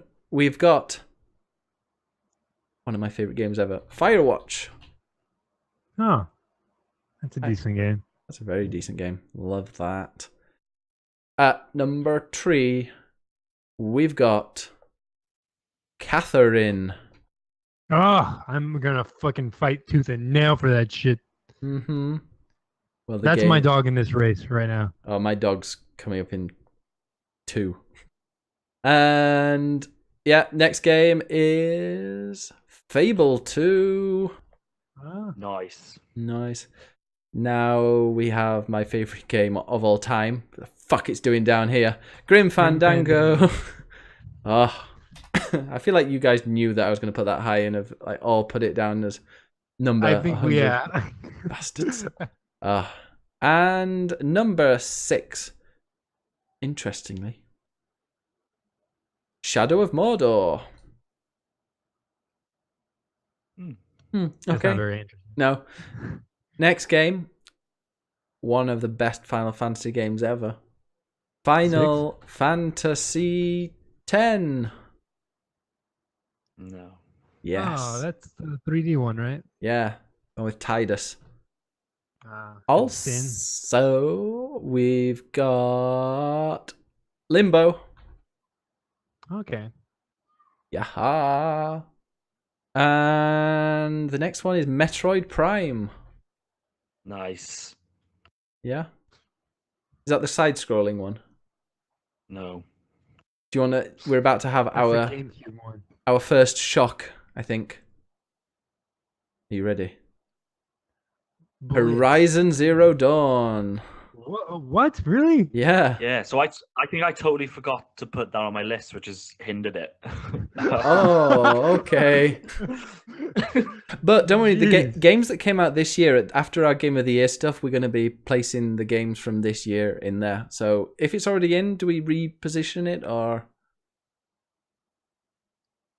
We'll have to decide Why was those the Game rules. of the Year stuff? Yeah, nothing's going to impact this list, so yeah, we just do it separately. I don't know. I think Cuphead is better than half of these games. Well, it's better than NBA, NFL Blitz. That game's no game is going to get put below that. I can tell.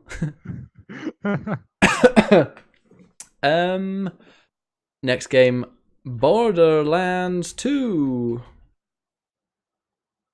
Okay. All right. Oh my god, another shocker here. Metal Gear Go fuck yourself. Solid What the fuck is going on here? What on earth? 2. Fuck off! Yeah. You morons.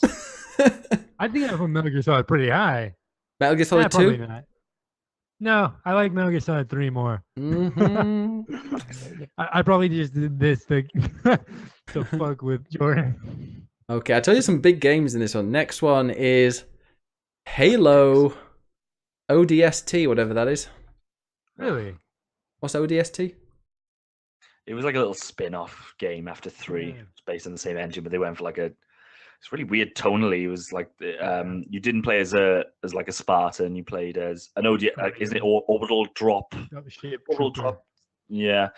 So you kind of underpowered compared to Master Chief, and it's all kind of in the night with a bit of a darker theme to it. But Yeah. I wasn't that bothered. This is actually like, why is ODST so high? Agreed. We were all like, what?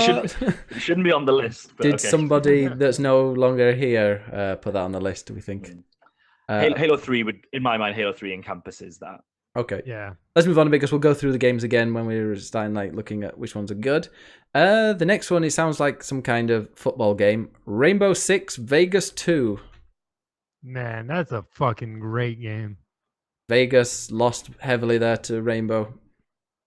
And it's a very very cheap game too. If you want to buy it, it's $2 on Xbox. So is Metal Gear Solid 2. So most of these games actually. And also, another big game coming in here. Rocket League.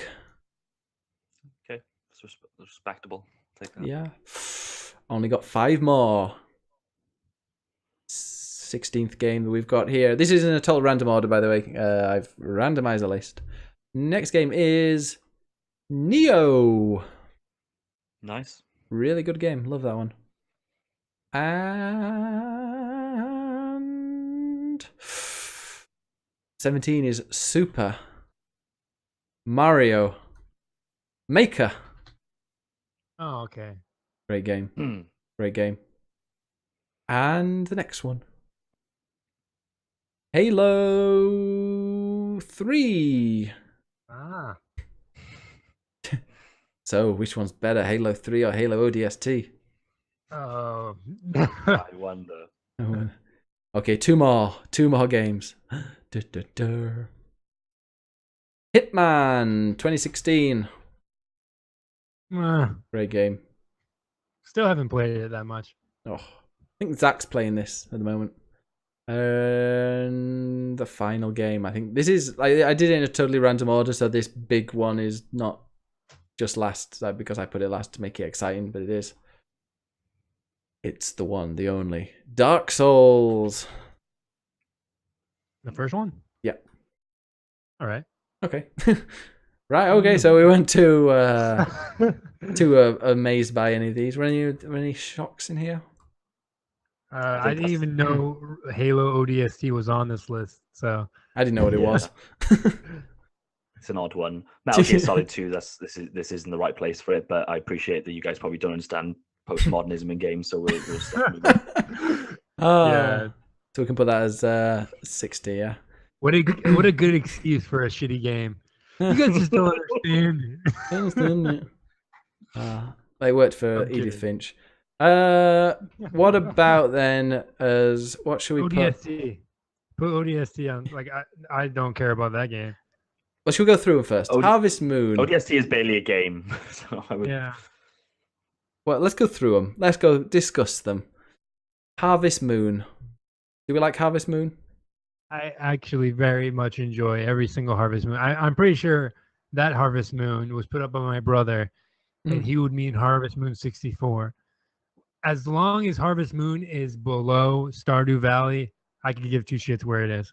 Have we covered Stardew Valley yet? Has that not come up yet? Yeah, that's coming up on the list. That should be high up. Okay. So yeah. Yeah, Harvest Moon. I played it on the.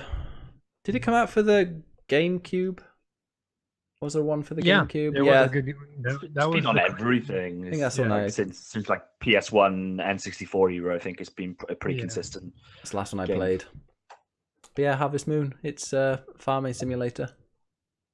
Oh, farming simulator. So That's just a to- game I've got to put on. So Andre, is Stardew Valley absolutely better than the Harvest Moon games? in every way, shape, or form. I think Stardew Valley took what Harvest Moon does, expanded upon it, made it cleaner, made it better, and now Harvest Moon is nowhere. And now Stardew Valley is eating their lunch like every day. Anytime I fucking log on and play an hour of Stardew Valley, you know, it brings me back to playing Harvest Moon. But God, Is there anything about Harvest Moon which is better? Because I'm just thinking Stardew Valley was a Nothing. one man Graphics? effort. Harvest Moon is obviously a full dev team. Is there nothing that what I think is better about Harvest Moon, shit, nothing. Yeah, I literally don't think there's anything better. Wow. Okay, Yeah. cool. So okay. I guess some of the dialogue in Harvest Moon was more varied, especially like we're talking about N64 times. Like I felt like there was, I don't know. I guess because the Harvest Moon for the N64 took place during a longer period of time than Stardew Valley did. I played Harvest Moon 64 for a total of 6 years in game, and I think Stardew Valley only has 4 years that you can play. But What happens but at the end yeah. of the 4 years? I have no idea. I've never made it. I've never made Comet it. hits I'm the on, Earth. I'm on 3 years, and I put 150 something hours into. Oh right, okay. So we don't need to Wow. worry about it. Yeah, so it's insane. It's such a great game. It's so fun. So we're talking about fucking Stardew Valley. It's not even on this list. But if Harvest Moon, if we're doing this as like our top 100 games, would Harvest Moon be on there when there is Stardew Valley? Honestly, is. no. I think that's my brother just put it there, so it had to be. So I say put ODST first. Actually, I like ODST more than I like the original Harvest Moon. Should we So go put through? Harvest Moon. Let's go through them 60. all, and then we'll see which ones we like, and God damn it. because then we might go, I'm oh wait, looking at this the game's list crap. right now. Firewatch. I loved Firewatch. That was like 6 I hours, really enjoyed Fire. which I just really enjoyed. Went I through. beat it in one sit in, and I remember in the end of it having like a gross feeling in my stomach about the ending. Like I liked it. I enjoyed it, and like it made me physically react to it, which is good. I kind of like the ending for the fact that I couldn't have imagined any other ending.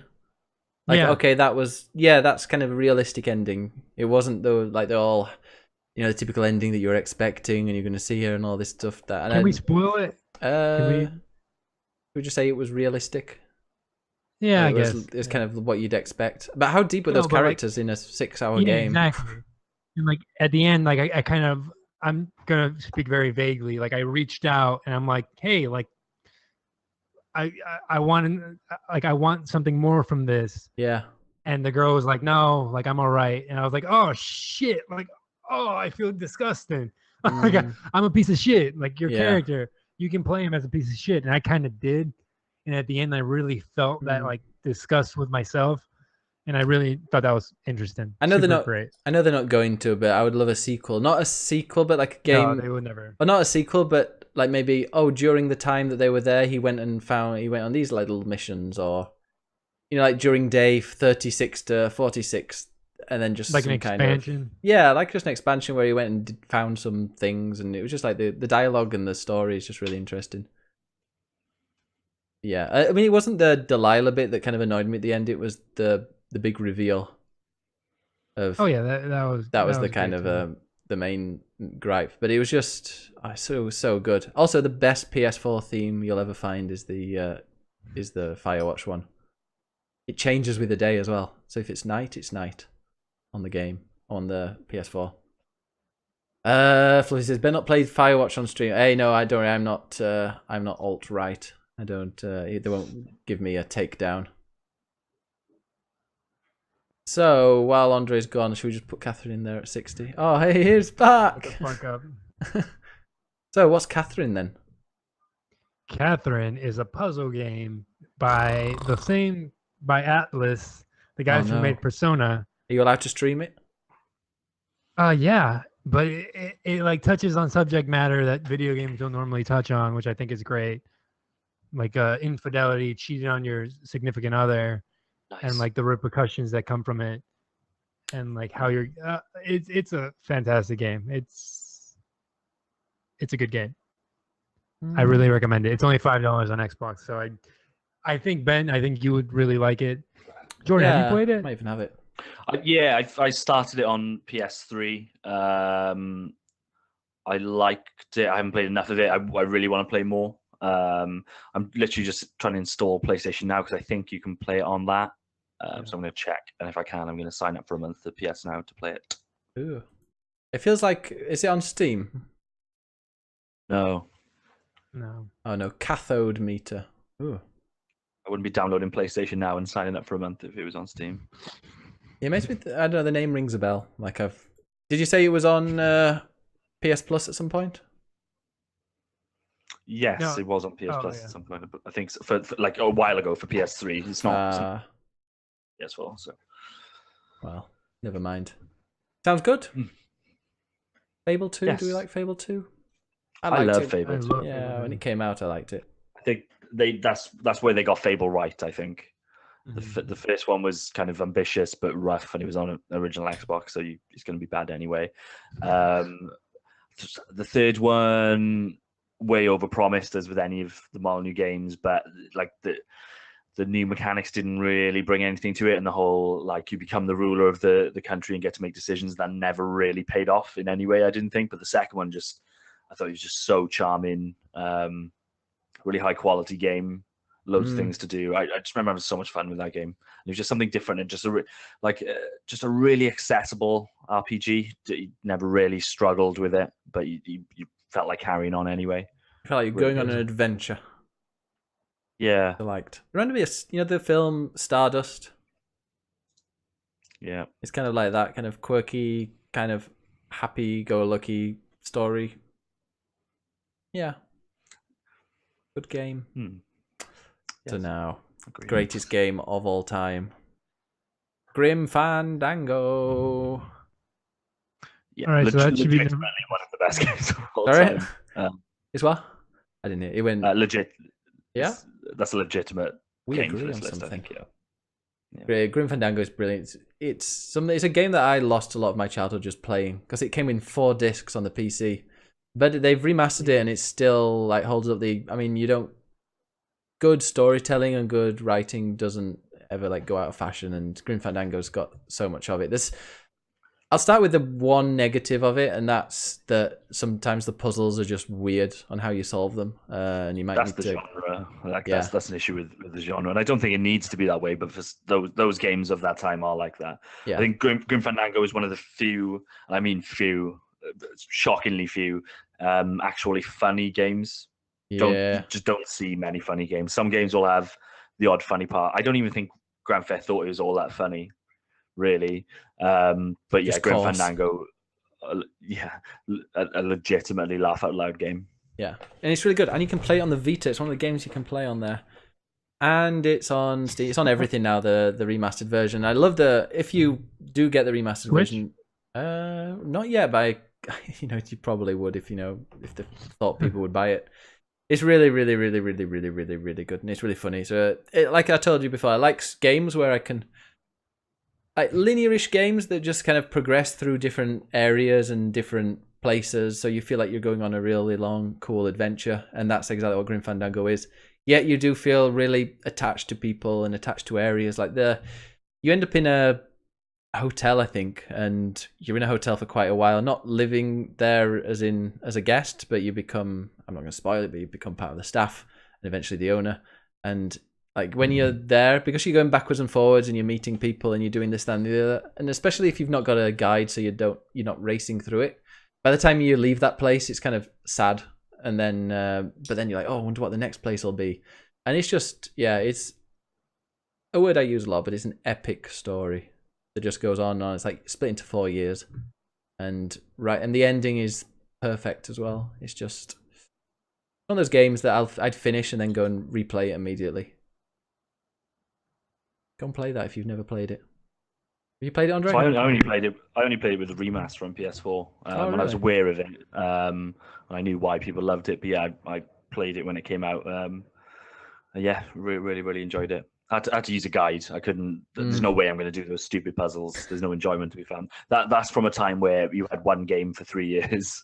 Well, that's probably exaggerated. You only had a couple of games a year, and you had the time to get frustrated, go away, and come back to it. Obviously, that doesn't happen now.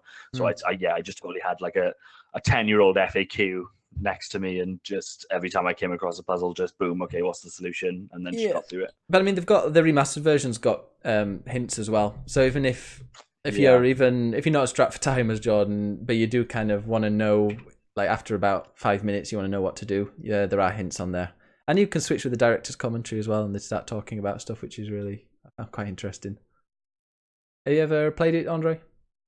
Never played it. I will eventually. On my birthday stream, I gave because it's my favorite game ever. I put it on my. I had a giveaway on my birthday stream. I gave it to a guy who then unfollowed and blocked me later because I made a joke about AIDS. Sure. So yeah. You don't make a lot of AIDS jokes, though. It was just one. Like it was on Jackbox Quiplash, and it was. I thought it was quite funny, but no, he didn't think so. But he still used the code. So bastard, I couldn't give it away again.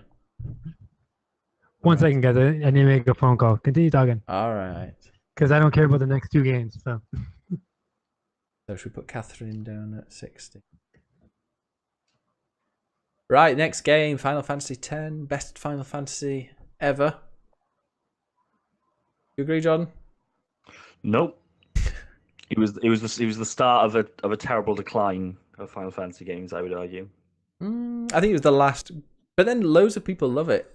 It's weird, like it didn't review that well, but there are so many real fans of Final Fantasy X. I wonder if it's because it was the first kind of accessible, really cool, like really good looking 3D game. Was it the first one? Yeah, it was the first one on PS2. Yeah, it was the first PS2 game. It's very much a traditional Final Fantasy game. It's still very much in the JRPG mold. Obviously, it looks a lot. Well, I say it looks nicer. It doesn't in a lot of ways, but it's more graphically intensive than the PS1 games. What I really hate about it is the main character Tidus. It started a trend with Final. No, he's not. It started a trend with Final Fantasy of having really annoying, dislikable main characters. What else didn't I like about it? Lies. There's was great. The whole Blitzball thing was a bit weird. There's some really good things about it. I love the big bad guy in it. Sin. Big whale thing. Sin, yeah. Which doesn't actually turn out to be the bad guy in the end. You actually fight God. It was quite funny. Classic. I stopped Final Fantasy. RPG. When I was playing Final Fantasy X as a kid, I stopped halfway through, and then I still loved it, but I just moved on to another game. And then I was in a religious education class, and they kept going on and on about sin, and I was like, "Oh, I really want to go and play Final Fantasy X now." And then I went home and finished it.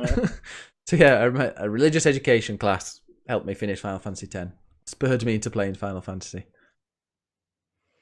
Brilliant. Oh dear.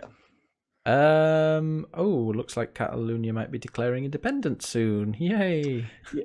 Civil War, yay! Well, it always happens before a world war, and that's probably on the horizon as well.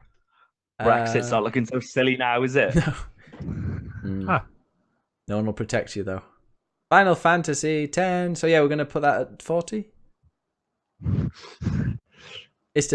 I like that game though. It's another one of those games where it's kind of linear, but you go through different areas, and it's kind of an epic tale. It's better than I probably give it credit for, because it left a bit of a sour taste in my mouth, because I went from like Final Fantasy VII, one of my favorite games of all time. I really like 8. Wasn't too fussed on 9, but it just looks amazing, and the characters are really good in it. And then 10 comes out, and I'm just playing as this whiny prick who's dressed really weird. And then that just seemed to be Final Fantasy forever. Then it's always these really annoying pricks. Yeah, Andre, don't you hate people that whine all the time and dress terribly? Hey, I dress well. We're talking about Manny.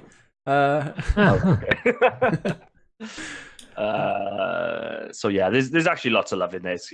It is in the classic Final Fantasy molds. There's a lot of depth in there. There's a lot of challenge. Blitzball. Some fucking awesome cutscenes. That opening music, which just sounds like Rammstein, but isn't. It's like Doom, isn't it?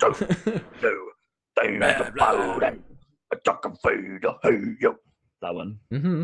Oh, didn't he get? Yeah. Oh, it was Marilyn Manson that got crushed. Yeah. My childhood hero has been crushed today, and I still don't know his. He's nobody's stable. telling me if he's alive or not. He's stable, apparently. Yeah, but he's flat. Yeah, very stable. Can't move. Don't break him. Tramp died. I walked past a dead body the other day. No, it was yesterday. I walked past a dead body. There's a homeless guy. He always sleeps where he sleeps. And I walked past it this morning on the way to work, and he was asleep. Then I walked back, and he was in the exact same position, and the police had cornered off the street because he died. Oh, God. I know. Grim. Sounds and then like Barcelona to me. Yeah, but then I went back a bit later walking the dog, and someone had put like 20 candles in a framed picture of him. Huh. Like, okay, what? so Where'd they get that? I know, yeah, there you go. Okay, so that's Final Fantasy X. I love this podcast sometimes. Speaking of things dying, Shadow of Mordor. We kind of discussed it earlier, and I went and skipped ahead to Final Fantasy X. But Shadow of Mordor was discussed earlier on, pretty well in detail. I really like it, but I played it again on PC when it was €2 or something, and thought, yeah, I can see why I didn't like it. Why some people don't like it as much as I thought I did. Yeah, it's not that great. Yeah, I'm not a huge fan of it. Yeah. I get it. I get why people like it. I'm sure. I just played it in a weird time when I played it right after I beat all the Arkham games, and then I got that game and The Witcher 3, and I started playing them both at the same time. I was like, oh, I'm not going to play Shadow of Mordor anymore. So I sold Shadow of Mordor and continued playing The Witcher. and then I just bought it for like $2, and I played it.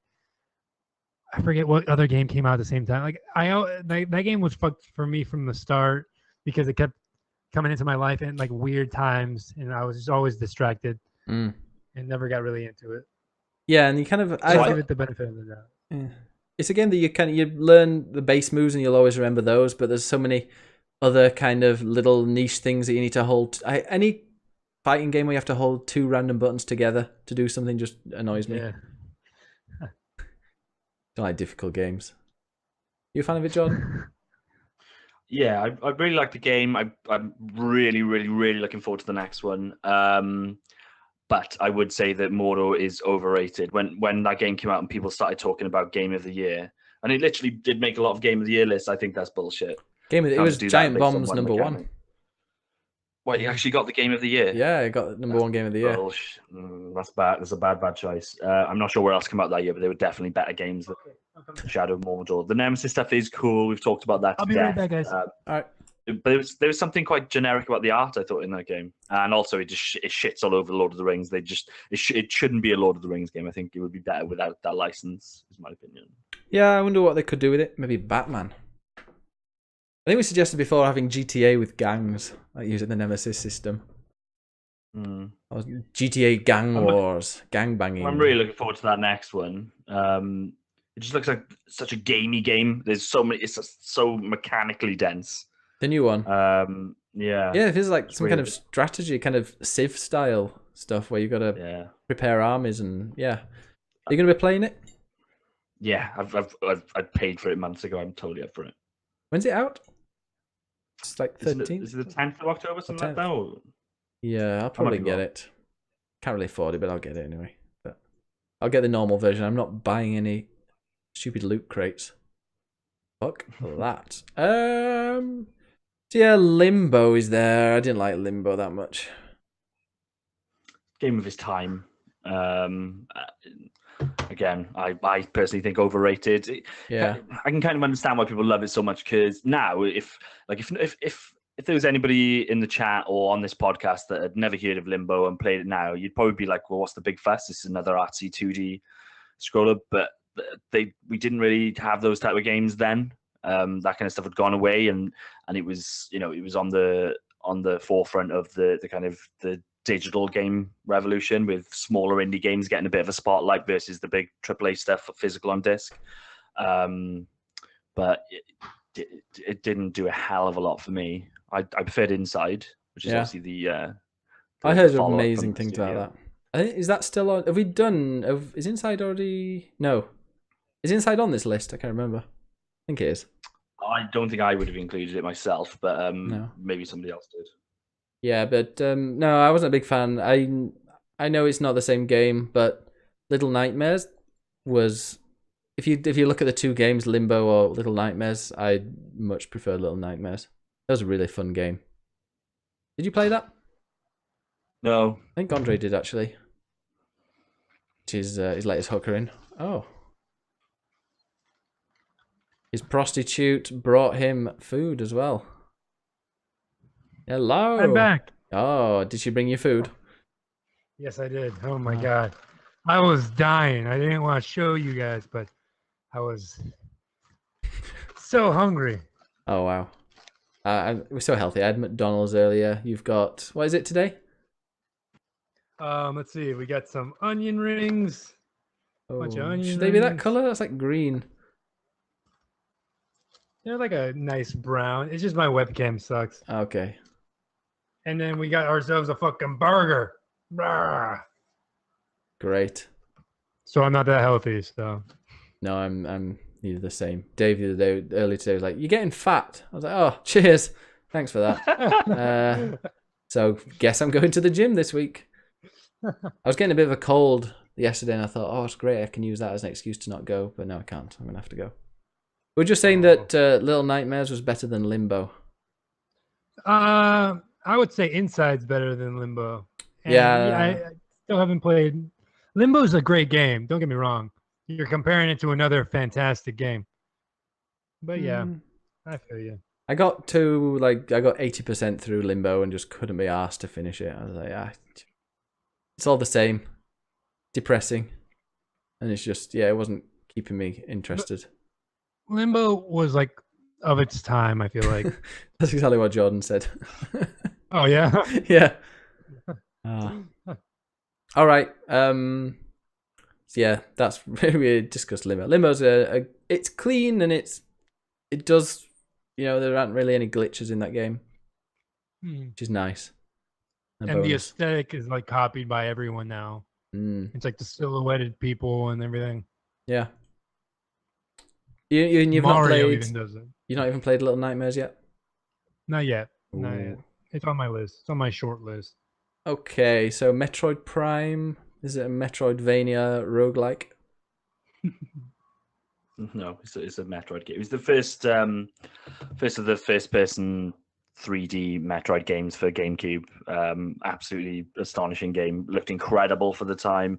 Played amazingly. Did have 2 sequels, which I never really fucked with, but apparently decent as well. And obviously a 4th has just been announced for Switch. But hopefully we'll see some kind of collection come to Switch prior to the 4th game, because especially on a smaller screen, those games will be definitely worth revisiting. Really. Why go in all the like first person shooter games that come out? Why is Metroid Prime one of the best? Because it's the shooting aspect, even though it's strong in that game, isn't the whole of the game. So what they did, Retro Studios did a really good job of taking the experience of the classic side-scrolling Metroids, i.e., exploration and kind of an open-endedness where you kind of explore, find a door that you can't get through, go away, find an item that will allow you to traverse that door. It's exactly that type of gameplay. But in a 3D environment, and obviously, there's shooting there too. Really cool. And again, this is something which you get in loads of games now, but it was one of the first games that I saw it do it. You can scan pretty much every enemy, every item in that game and get like bits of lore. And as you go through, you get a percentage go up based on how many of the different items you've actually scanned. So you kind of catalog everything. Amazing music, amazing art direction. Just when you think about when Nintendo releases a first party product and they believe in it and they want to do a good job, they do a fucking good job, and Metroid Prime is one of those games. Cool. Andre? I've only played Metroid Prime, the demo, at a Sears in my local mall. But I can see why. Like, I've always liked the Metroid Prime series, like visually. Like, I never played any of the games, but I've seen like a bunch of walkthroughs of them just because I was always interested, especially when I was younger. But yeah, I've never played it. I can't really say. Yeah. Cool. Well, let's move on quickly. Horizon Zero Dawn. I mean, it's great that it came out this year and it's making our list, but also, shouldn't that game be higher? It's really good. Yeah, it probably should be higher. Never played it. I think it just, like you said, the fact that it came out this year, we haven't had time to really, like, you've got more content coming out towards the end of the year. You've got a kind of expansion, so that game hasn't settled yet, and we don't really know where it does sit. But I think it illustrates how good and how much of an impact that game made. The fact that it's up for consideration. I totally forgot to put it in my list. I would have wanted it in my list, but I totally forgot. So I'm glad somebody else picked that up. Yeah, I think I put it on there, but I mean, I really liked Horizon Zero Dawn, but I didn't love it. I don't know why. I don't know. I felt like the fighting felt a bit weird. The side quests felt a little bit weak compared to just after coming off playing things like The Witcher 3 and other games that have got amazing side quests. The Horizon ones some of them were interesting. Don't get me wrong. There was one where I had to go and fetch a thief and that, but. Yeah, it just didn't grab me. I didn't fall in love with the environment either, like I did with Zelda. Like, I agree in terms of the side quest, but then I guess you can't really compare it to Witcher. Like, Witcher is a full-on RPG. At the end of the day, you're not kind of scaling Tyrannosaurus Rex robots in Witcher either, because it's concentrating more on that story experience as opposed to the gameplay. But in terms of the environment, I thought they knocked it out of the park. That world is stunning. Yeah, it looked good. I just didn't fall in love with the environment. I don't know why. It just felt a bit.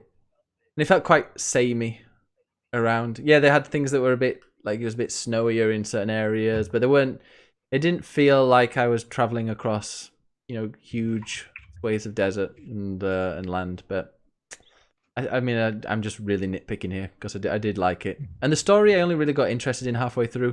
So that's why I started a new game plus, and I will go back to it to get into it from the beginning. I think that's one of his strengths is the fact that it actually delivers on the story premise. It sets up a lot of mystery, and a lot of games and a lot of media, to be fair, does that in terms of setting up a really interesting concept and never really delivers on it. I think this game, end to end, in terms of the narrative, completely delivers on it. Gives you a really good explanation for why the world is in the state that it's in, and quite a satisfying one as well. I didn't think one thing as well, I didn't like the weapons, like how you added these random purple and green mods that added like 3% and 4%, and it had all this stuff. I just found that really confusing as well. Yeah, that wasn't.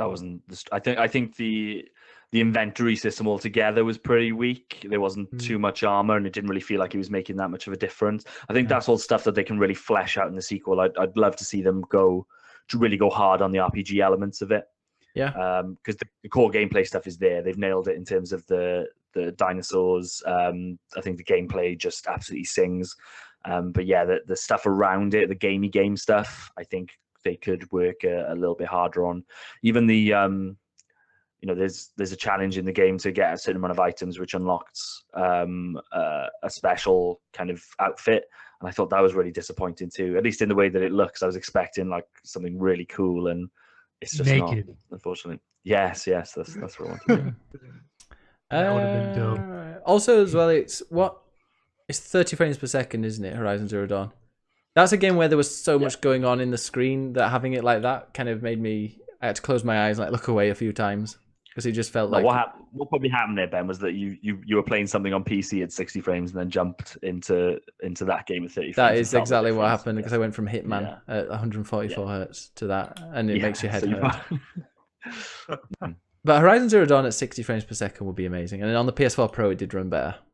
So that game's amazing. So with the Pro, I went for the 1080p, but with the stabilized frame rate, which was really, really nice. Yeah.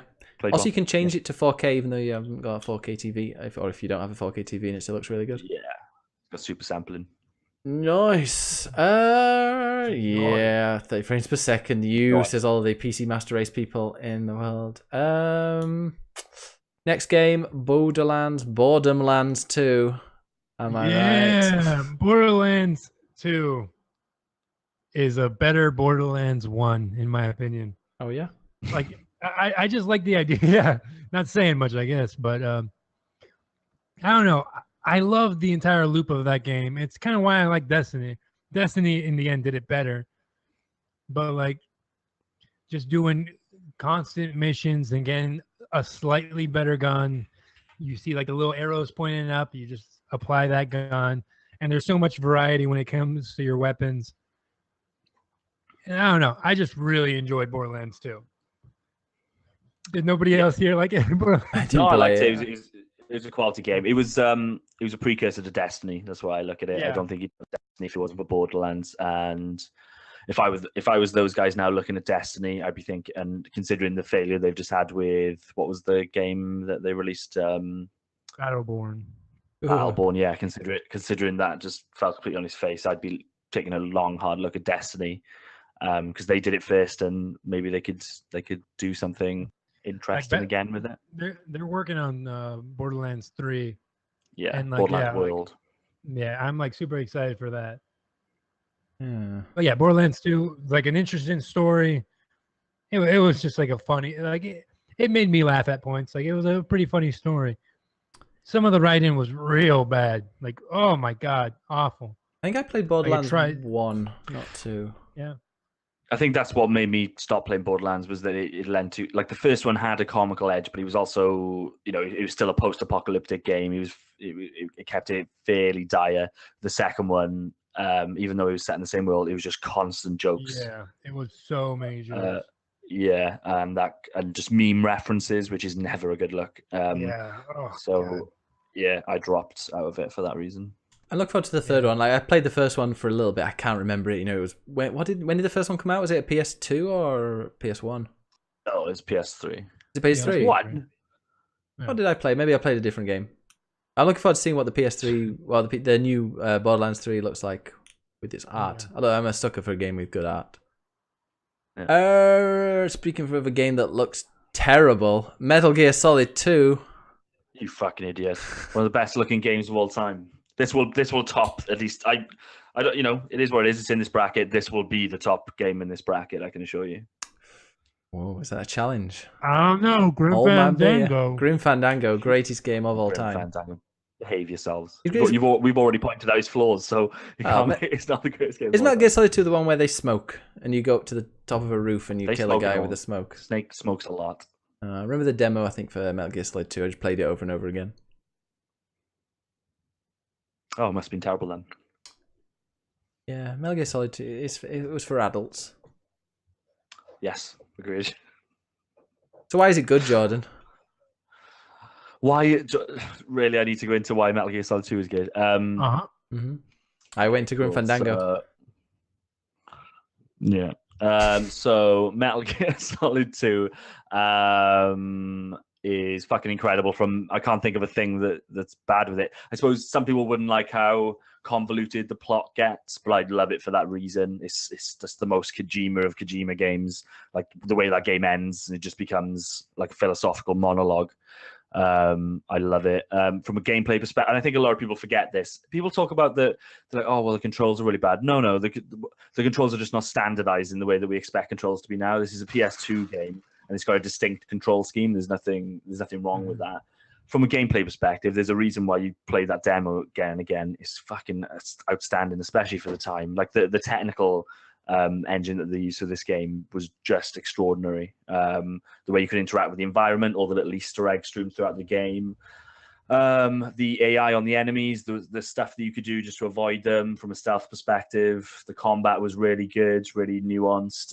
Graphically, it was just it was the best looking game for my money that was released up until that point.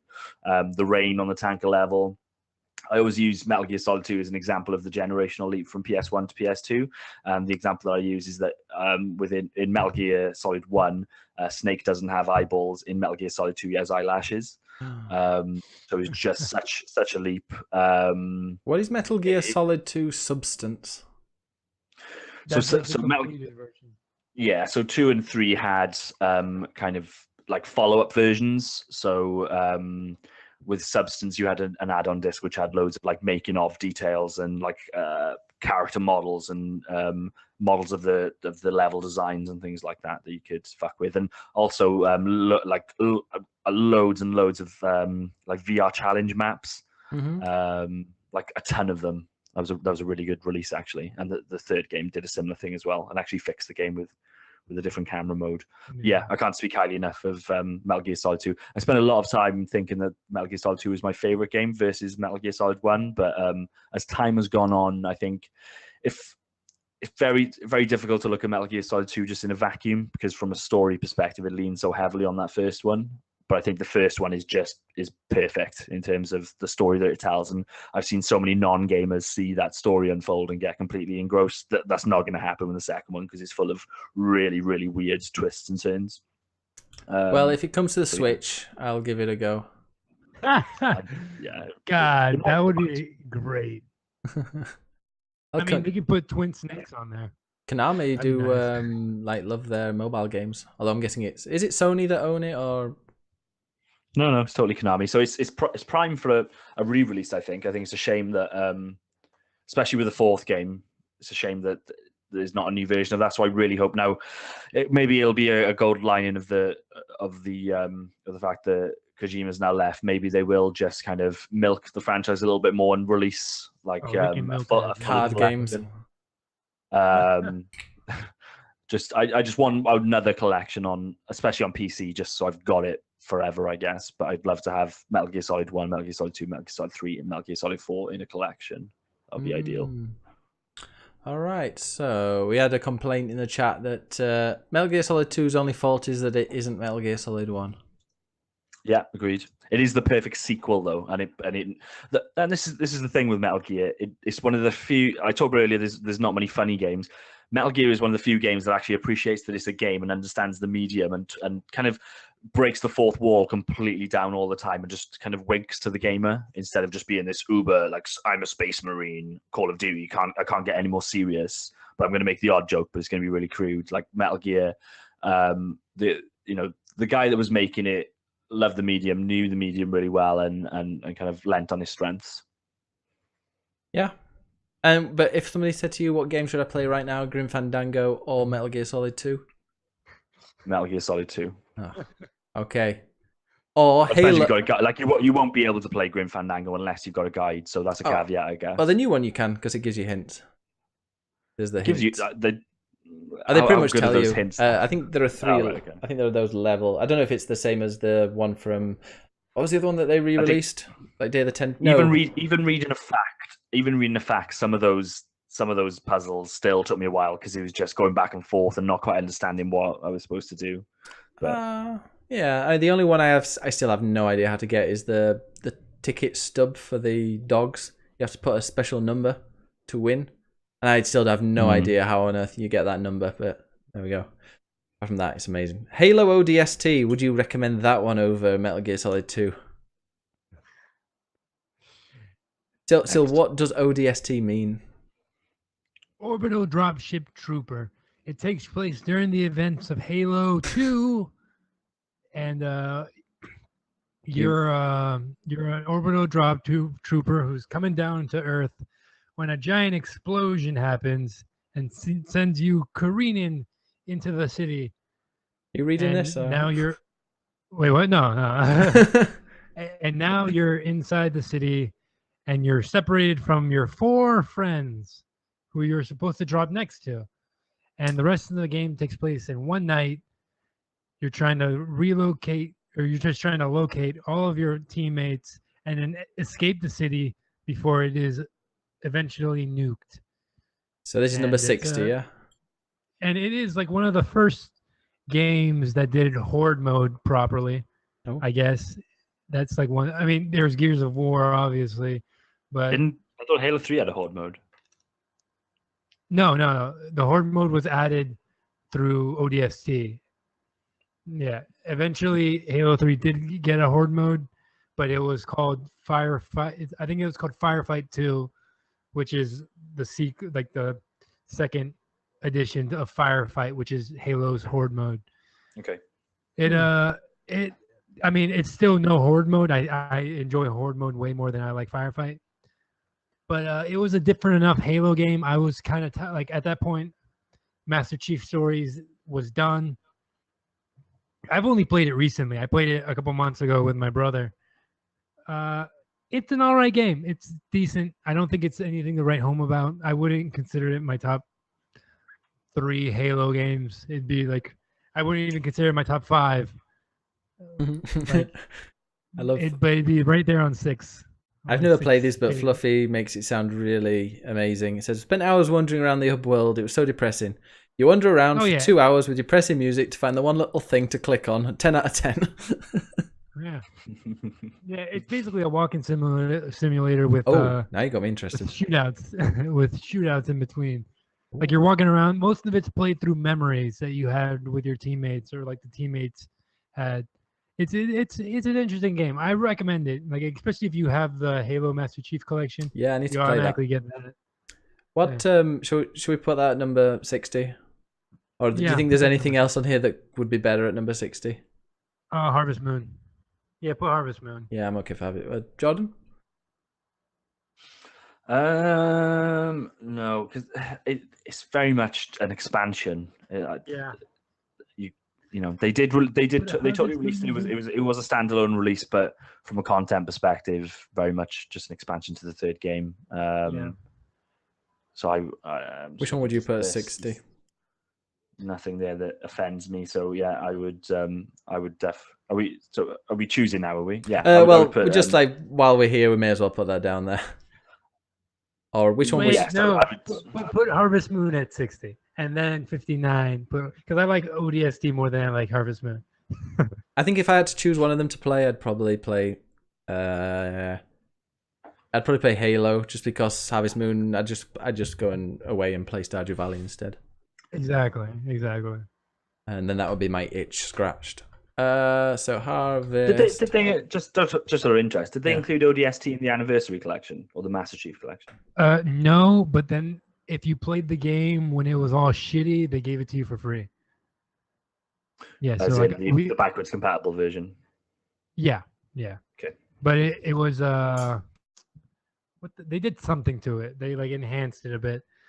But yeah, just they gave it to you for free, and that's how I played it through the anniversary collection. Man, that anniversary collection is like the worst run-in thing I've ever played on a console. It would Yeah, it was a oh big god, fuck up. it was awful. It ruined it legit ruined my experience of those fucking Halo games. Okay. yeah.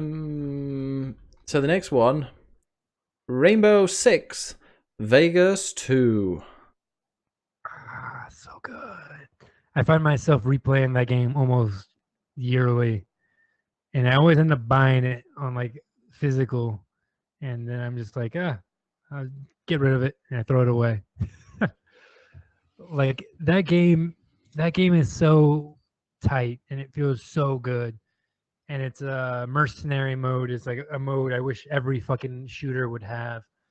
It made Really? the game almost infinitely replayable with like friends. You put how many people are on a map, you'd go into the map and you'd kill everybody, rescue a hostage or two. It was a fantastic looking game, a fantastic playing game. That's one of my favorite third person and first person shooters because it kind of balances the two. But yeah, Have you played Rainbow Six Siege? I have, and I was so disappointed in what Rainbow Six became with Siege. Don't get me wrong, I think Siege is fun. Like I played a couple rounds of it when it's free to play on Xbox. But what Rainbow Six was at the time was you get your group of people and like I don't know, like I never looked at Rainbow Six as a multiplayer game like that in like a Counter-Strike style. I've always found it as like you and like four friends enter this building and kill everything because you are like the fucking best SEAL team that ever fucking was.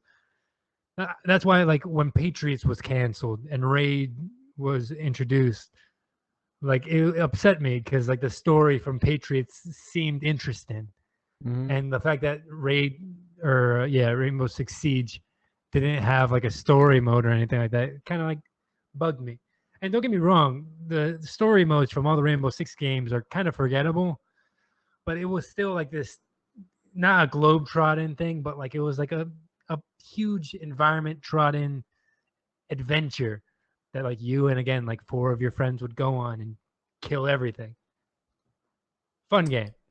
Also, I said the thing about the multiplayer. I also played a lot of the multiplayer from Rainbow Six Vegas too, and it was also very fun. But yeah, Awesome. It sounds quite interesting. I never played it though. It's 10 years old next year. yeah, it's old. It's an old game, and it still looks great.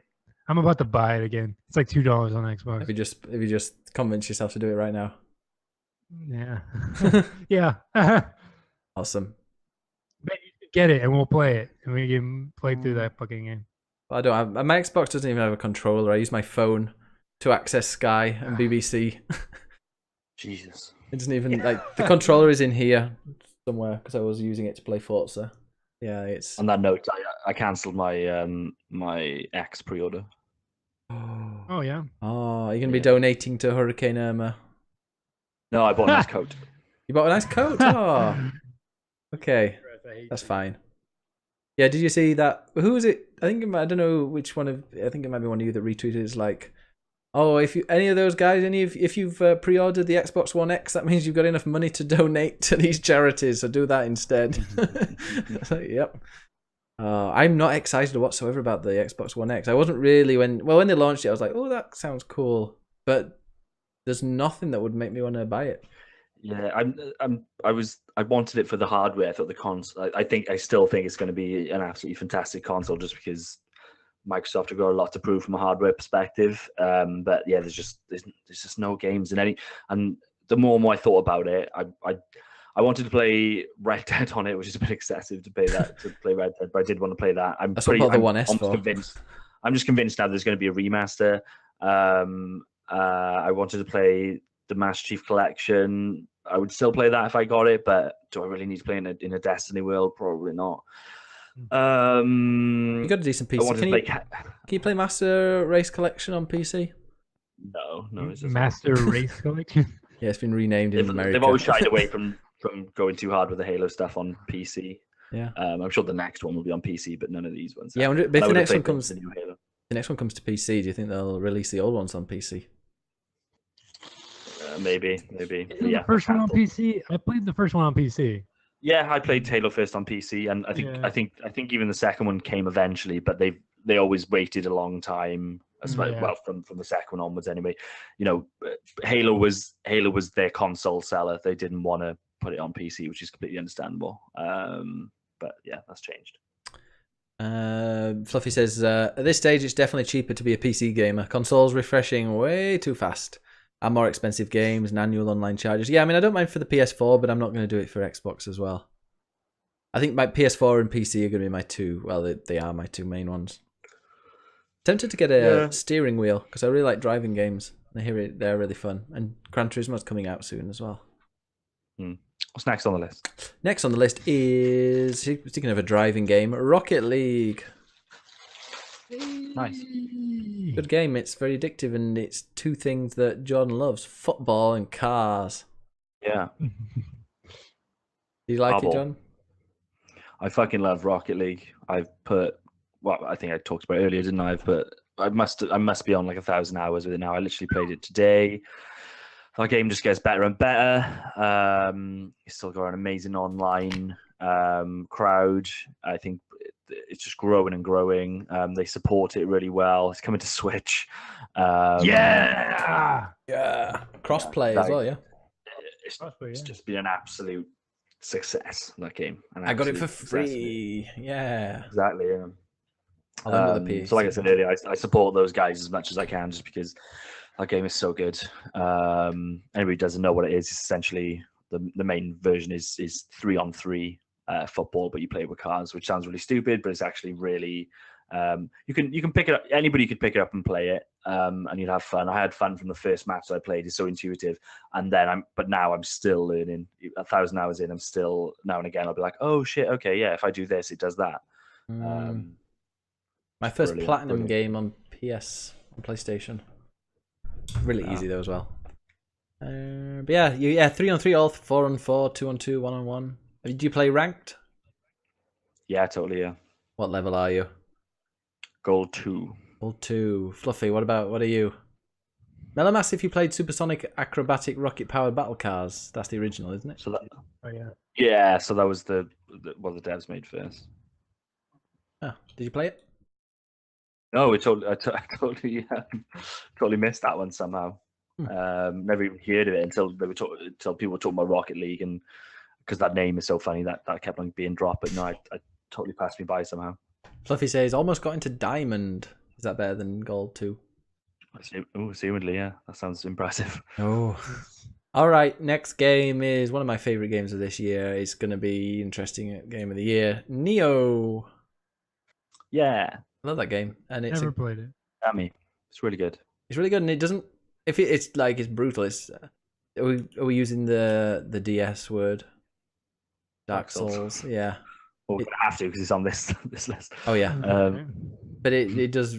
I've played a bit of Dark Souls and Bloodborne and stuff, but it reminds me of that, but kinda to you. People say that it's more difficult than Dark Souls, but I don't know. I've not played Dark Souls. It's not true either. The Neo, I've managed to actually get kind of, a few missions in without dying too much. But you die a bit, but then you can go back and you collect your souls, whatever they're called, and go and I feel like every time I'm defeated, I learn why I was defeated, or I know what to do next to try and just go a bit further. It's just one of those games where you're like, oh, let me just 10 more minutes, 10 more minutes, and I can level up a little bit more so I can actually get past this boss, or I can, now I need to go and actually, there was a guy up there I didn't see, let me go and get him first and move on. It's just real. I think what I've played of the game, you've played more of it than me, John, but for it just feels like the levels are so well designed. The combat's really smooth, 60 frames per second.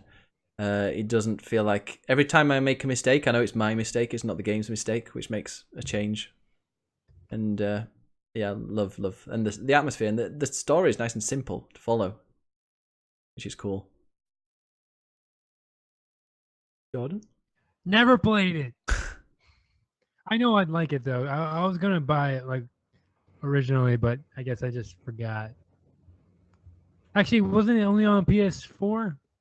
Yeah, so it's exclusive. That's most likely why I haven't played it yet. I just need to It's get really freaking good. PS4. It's kind of it's taken it was about 10 years in the making, but so it kind of predates Dark Souls anyway. But the eventual version they released just completely rips off Dark Souls in terms of the main gameplay mechanics, but kind of takes Dark Souls and makes it far more accessible. Whoever's saying it's more difficult than Dark Souls hasn't played Dark Souls. It just isn't the case. But it just gives you so many more tools to get through, and the bosses are nowhere near as difficult. And I think that was purposeful. I don't think they wanted to make a game like Dark Souls where you really have to pound your head against a wall to get through it. There's some challenging moments, but yeah, it's nowhere near as difficult. I literally cheered when I defeated that first boss, the one with the massive balls. Yeah, really good. Do you like the final DLC has just come out for it as well, so I'm going to go back to it at some point just to kind of clear up what I've missed.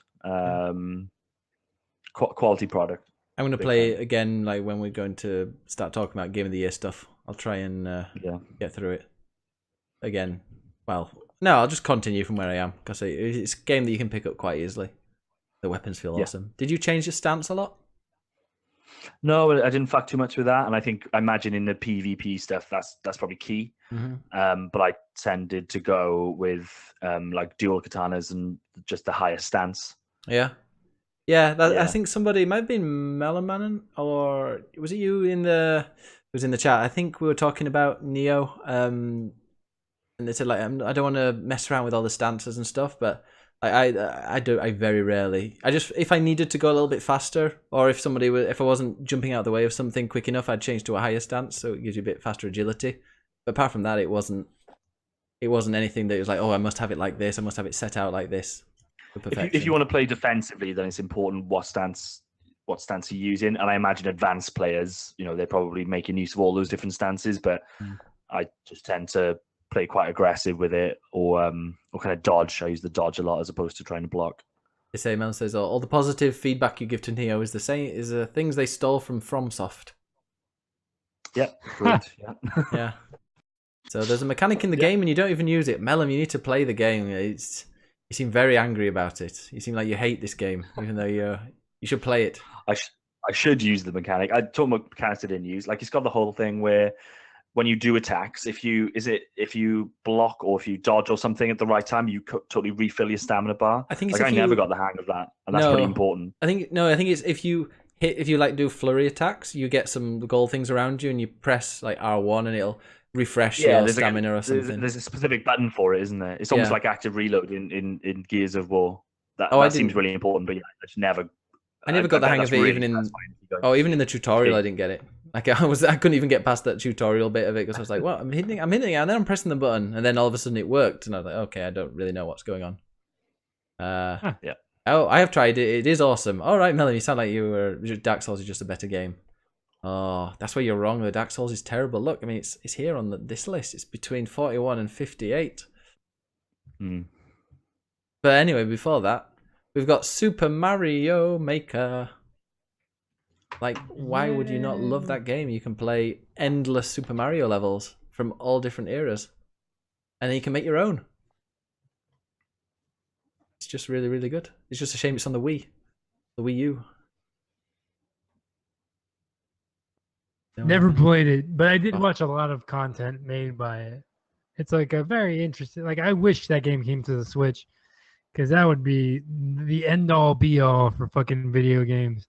A portable Mario Maker, huh? That'd be great. If only they didn't fuck up the 3DS version of it. Yeah, Fluffy in the cheeseburger. Fluffy cheeseburger in the chat says, "Whoa, wait, Super Mario Maker is on the Wii U." Yeah, that was the original. It came to 3DS and sucked apparently, but the Wii U version was amazing. Did you play much of it, Jordan? No, I didn't touch it.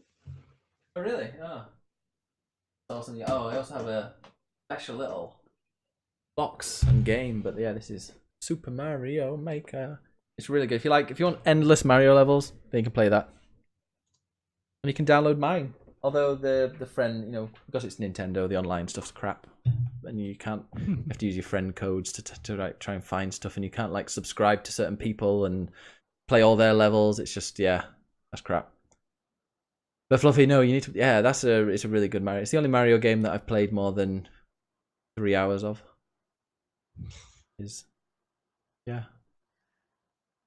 Zach says it's great, but you had to grind so hard to unlock shit to use in levels. Oh no, you didn't, Jack. There's a cheat where you color everything in the Yeah, you can just like cheat to make it to unlock everything within like 5 minutes.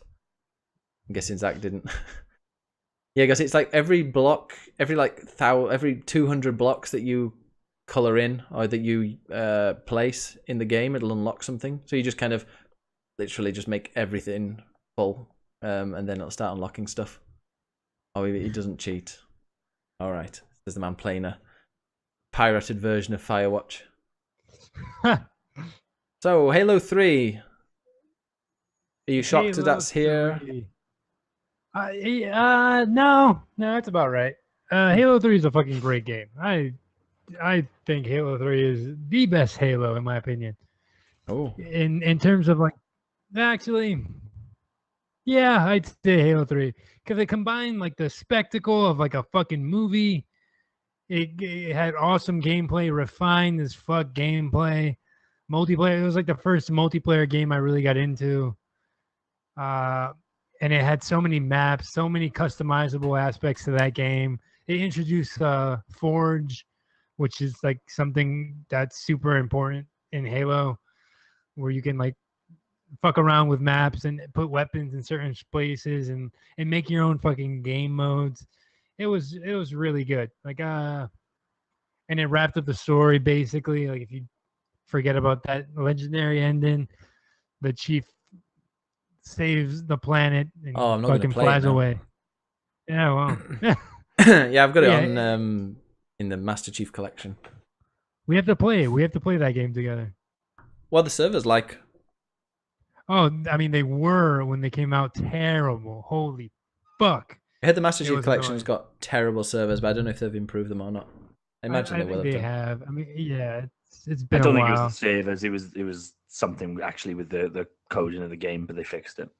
Yeah, Wow. but it's a large chunk of my memory card that I keep there, just because me and my brother were trying to play through them all, but we beat all of them, and then we had to do number 4, and we just stopped. Are you? I really want to get back into that. Are they all co-op? Yeah. We they're should all do a co-op. click play Halo Master Chief. I Yeah. keep want to call it Master Race Collection now, like stream. And what's it called? And the third one is 4-player co-op. Ooh, Yeah, get Jordan in. that was a pretty great thing. You have an Xbox, don't you, Jordan? No, I've just said I have to cancel my pre-order. I know. I thought you had an S anyway. Oh no. All right. No, I Trash. only, but yeah. Well, it plays Red Dead Redemption. It's worth its money. Right. So that's Halo 3. Sounds good. Hitman 2016. This is another one. Okay, put that number 58. But no, Hitman is a great game. It Yeah, sure. revitalized the Hitman franchise before getting it cancelled. It used episodic formula really well, even better than Life is Strange. And Whoa. yeah, guys, Life is Strange Take is not that. on this list, by the way. Fluffy says that it's not. The original Halo isn't co-op. But Yeah, it is. I mean, on maybe the the Master ori- Chief collection. it oh, is. okay, maybe the original isn't. No, they're all definitely co-op. I've played them all on the original Xbox. It's co-op, 100%.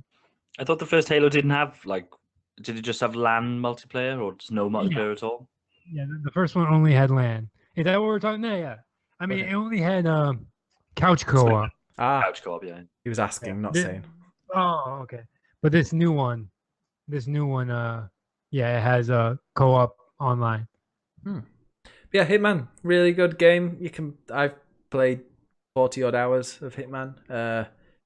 Just great. I wish they'd bring more of it. 6 levels, I think. 6, but it's kind of a sandbox thing, so it'll just say, okay, you need to kill these 2 people, and then it'll give you opportunities where like different ways on how you can kill them, but you can just kill them in any way you want. You could just go and find a sniper rifle and just find somewhere to stand and kill them that way. I don't know. I just love the freedom and the kind of comedy that Hitman has, and the replayability. Plus, it brought out what are they called? The elusive targets, which were amazing. And I spent 2 hours and I killed 57 people on one map before killing the person that I needed to. And I was on stream and it was hilarious. People were just laughing in like how crazy it was getting. And it's one of those games that you just get lost in and just have fun. And Hitman is a really fun game. I believe you. John, did you play Hitman? Not much of it. Yeah, I'll play it at some point. I recommend it, and especially the first 2. I love the first 2 levels most. Zach was playing one of the levels that I wasn't a massive fan of, but he ended up really liking it. So it's different strokes for different folks, but it's pretty awesome. And finally, Dark Souls. I hear it's a poor game. Which is better, Neo or Dark Souls? Dark Souls by a long margin. But if you said to somebody said to you, "Hey, what game should I play, Neo or Dark Souls?" Dark Souls. Neo. Dark Souls isn't that tough. Like, I mean, the first Dark Souls, obviously, I think is the easiest of the 3. But like, I think that was my first entry to like the Souls as a franchise. Like, I didn't play Demon Souls. I've never played a game like Dark Souls, and I got into it and I fucking fell in love with that shit. I love Dark Souls. So there's a reason that Dark Souls was the #1 Edge game of all time, and only now Breath of the Wild has kind of trumped it. I'll just put that out there. There's good reasoning for that, and it's not about the difficulty. Pay well. And it's there's the reason that the Dark Souls is a good game. As close as Neo is to Dark Souls in terms of how it kind of copies it essentially. There's stuff that Dark Souls has that Neo doesn't even try to have in terms of the lore.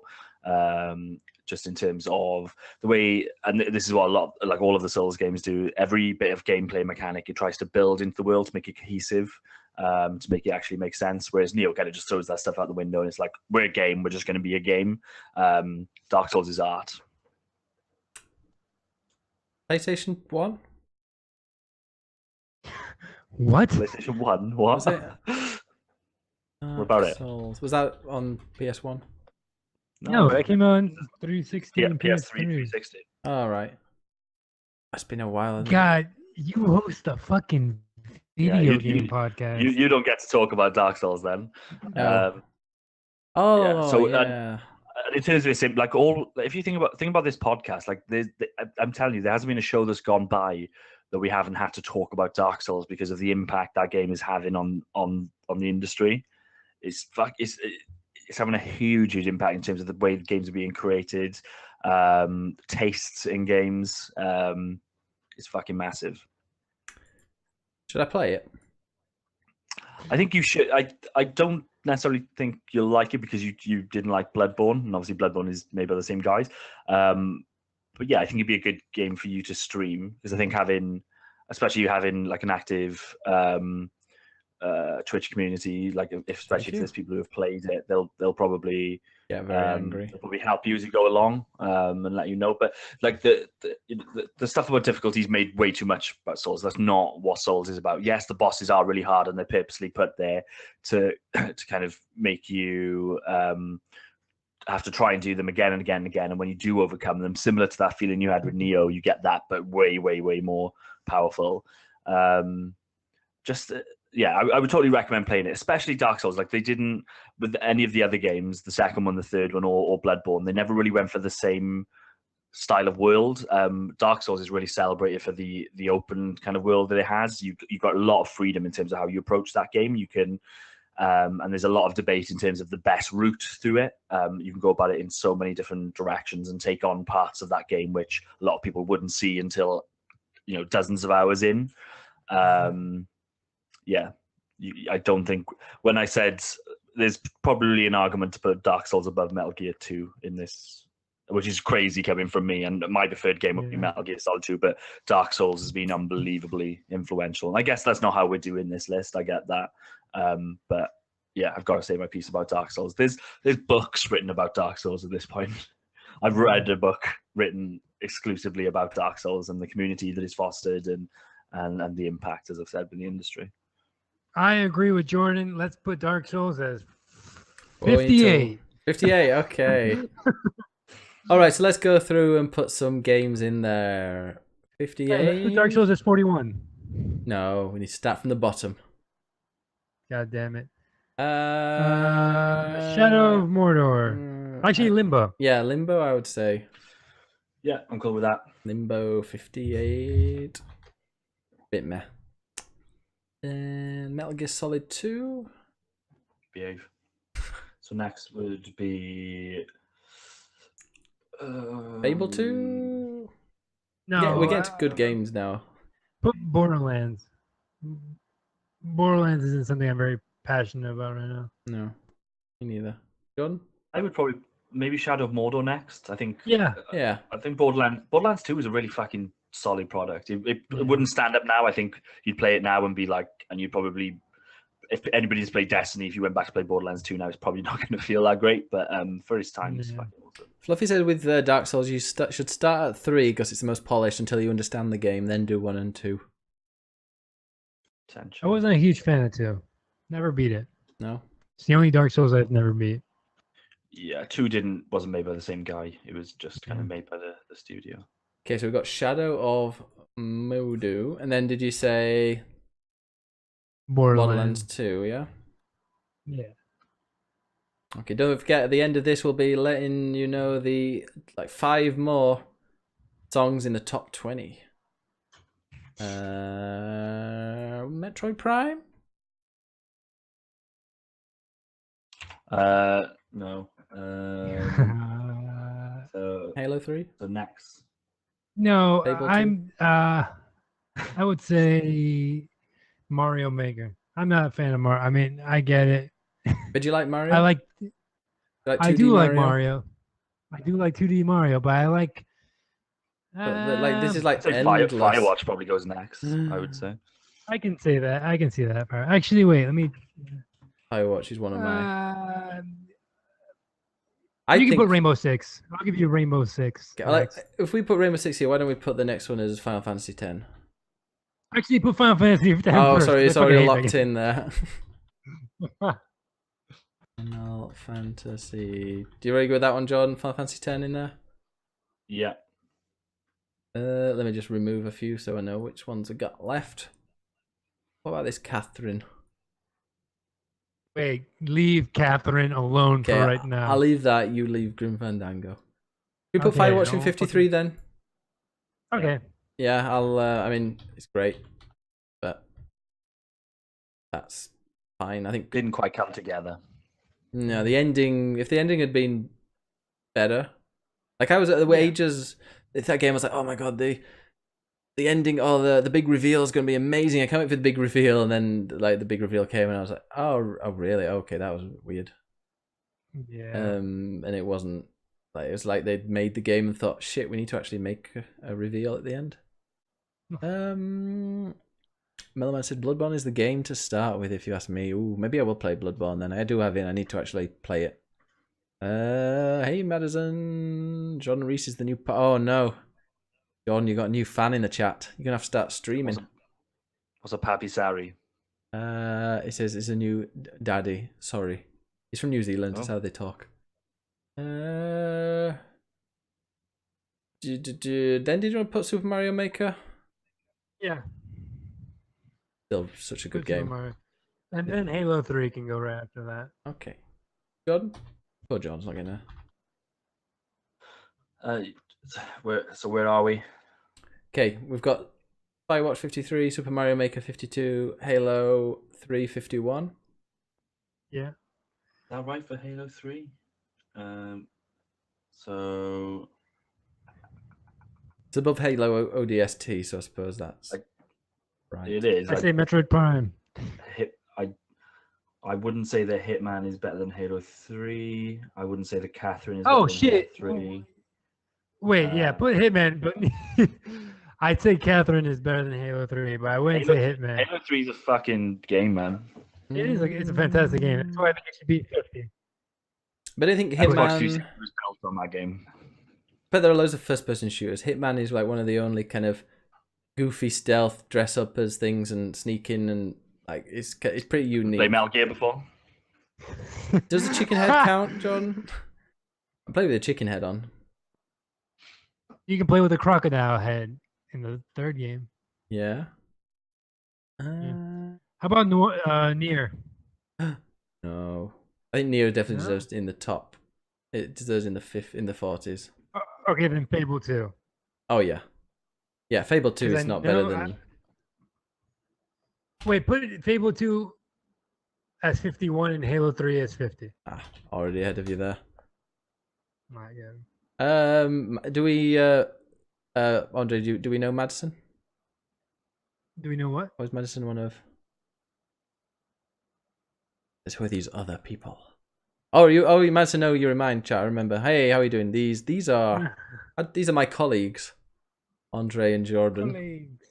Hello. Hello. Hello. I'm from Australia. Oi! Oi. Good. So let me just eliminate any that we got rid of. Which one did we get rid of? Oh, that is that it. So yeah, Fable 2, Hitman, Halo 3, not Hitman 3. You want to put Hitman at 49? Yeah. Yeah. And now I'm comfortable letting you guys put Catherine on there. I really, Ben, I really recommend you playing Catherine. Yeah, I will. Yeah, it has a style that I think you'd really enjoy. Oh, I need to put the T. I just want on record that I think we've definitely undervalued Halo 3 and Fable 2 there in terms of this list that we're looking at now. But I'm not going to say to change it. But I think Halo 3 and Fable 2 are better than Nier. I think they're better than. yeah. Nio's not on the list though. Neo. Oh, not Neo. Yeah. I think that. I mean, I am okay with Halo. Is this the only Halo on in the No, top? have we done? I'm guessing Reach is going to come out at some point if we haven't done it already. Really? It was reaching the. Maybe not. I don't remember. I think Manny Reach was is one of down. my favorite. Yeah. Yeah, I think he there put is that. ODST. Okay. Cool. I mean, it's not fixed until it's fixed. If you want to put Halo 3 higher up. Yeah, I say we put Halo 3 as 47. It looks weird. It's like having. I Yeah. don't think you can talk about. I don't think you can put something like Catherine and Hitman in front of Halo 3 and Fable 2. But What would be? So we just push them down one. Hitman at Wait, 50. No. I would swap. I would swap those. I'd say put Nier as 50. No, Neo is Neo. brilliant. God damn it! I Neo is fucking just never such a played it. smooth, slick kind of. It's the game that, yeah, maybe if It's people very do derivative. find. I think like it's. Wait, what about Metroid Prime? I'm okay with that, but yeah, Let's put Metroid Prime as 50. Jordan. Why are we trying to fill a gap? Like, Yeah. Because I like Catherine where it is. I choose to play the other It three depends- games before Metroid. So Hitman's already gone off that list, yeah. Okay, so that's 49. So like 50's Neo. Looking at that list, you don't like it hasn't stood the test of time. It came out this year. Mm. It isn't probably going to be remembered that much because it is just Dark Souls, but it's just a really polished iteration of it. I don't think the DLC's gone down all that well either. Metroid Prime at 46. Yeah, that's I'm comfortable with that. Am I counting this right? Right, we've got 1, 2, 3, 5 spaces, and we've got 7 games. Which ones am I not deleting? Metroid Prime and Catherine. Yeah, that's it. Okay, Horizon. So we're left with Grim Fandango, Horizon Zero Dawn, Metal Gear Solid 2, Rocket League, and Dark Souls. These are all really good games. So I personally would go next with Horizon Zero Dawn. Yeah, me too. I agree. It's an awesome debut. It's one of those games where I'd really want to see the sequel. I enjoyed the fuck out of this one. I think it's amazing, but I think it's the next one that you'll want to keep your eye on, I think. Yeah. It'll be interesting what they do with whatever console it comes out on as well. So Grim Fandango, argue Rocket League. Yeah. And then you're left, like, the 3 that are left are bona fide fucking classic games. Yeah. I would put Dark Souls at 41. Metal Gear next. Let's get a Rocket League. Rocket League. So 43 is Grim Fandango. I would have switched those two. Okay, I'll fight me on that. Well, it's my favorite game of all time, so I'll fight you all the way up to the top one. But Grim Fandango is a game. Grim Fandango is your favorite game of all time. Yeah, it's a bit of nostalgia as well. But I just think the writing. I love a game that's got amazing writing. That's why I'm loving Divinity: Original Sin at the moment. It's one of the best written games I've ever played. Far. What's in terms of Grim Fandango, the way I'd say is, it's all about the writing, and the art's decent as well. I'm saying 43 for Grim Fandango is fine. It's just that's why for me it's one of my favorites. But it is just the writing, isn't it? As a video game, it isn't actually that great in terms of the interactive side of it. No, the story is all the story and the writing. Yeah, but Metal Gear has everything that you just mentioned and more. Okay, so I agree. Grim Fandango. I'm happy for it to be Dark Souls. 43rd best game of all time. Dark Souls is 42. Ooh. I'd probably argue that Dark Souls should be as high as it can be. It's just, like I said, it is. And I think if we're looking at if the litmus test is what game would you want to go play now, as much as I love Metal Gear Solid 2, one, you would have had to have played Metal Gear Solid to really kind of appreciate it, and two, it has kind of aged weirdly because it has got a distinct control scheme, which I don't think is an issue, but a lot of people will be like, oh my god, it doesn't play like COD. So I'd probably put Dark Souls at 41. Yay! Okay, I'm fine with that. I think come to a consensus. Metal Gear. I think Grim Fandango's too high. I think Catherine shouldn't even be on this list. You shut the fuck up. I'll buy Catherine for you if you play it. People heard that.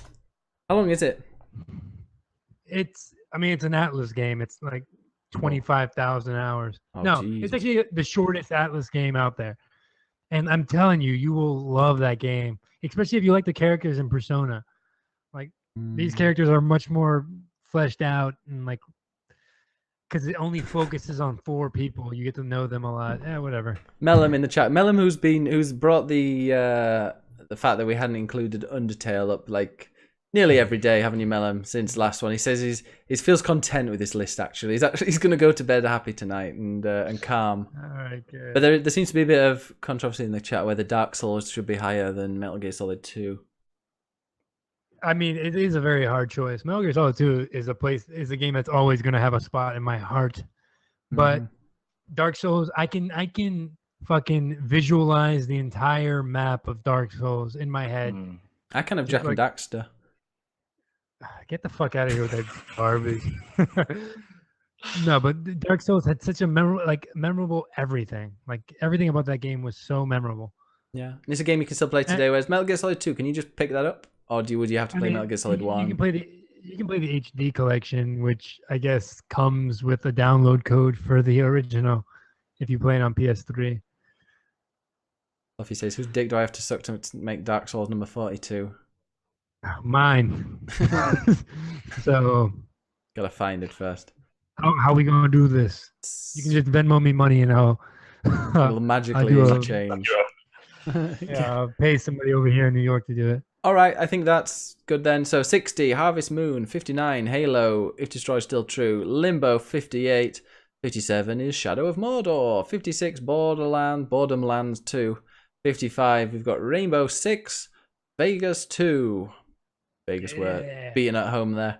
54, Final Fantasy X, and 53, Firewatch. 52, Super Mario Maker, and 51, Fable 2. So now into the top 50 games of all time. 50 is Neo, 49, Hitman, 48, Katarine, 47 was Halo 3, 46, Metroid Prime, 45 was Horizon Zero Dawn, 44 Rocky League, 43 Grim Fandango, 42 Metal Gear Solid 2, and 41 was Dark Souls, the game.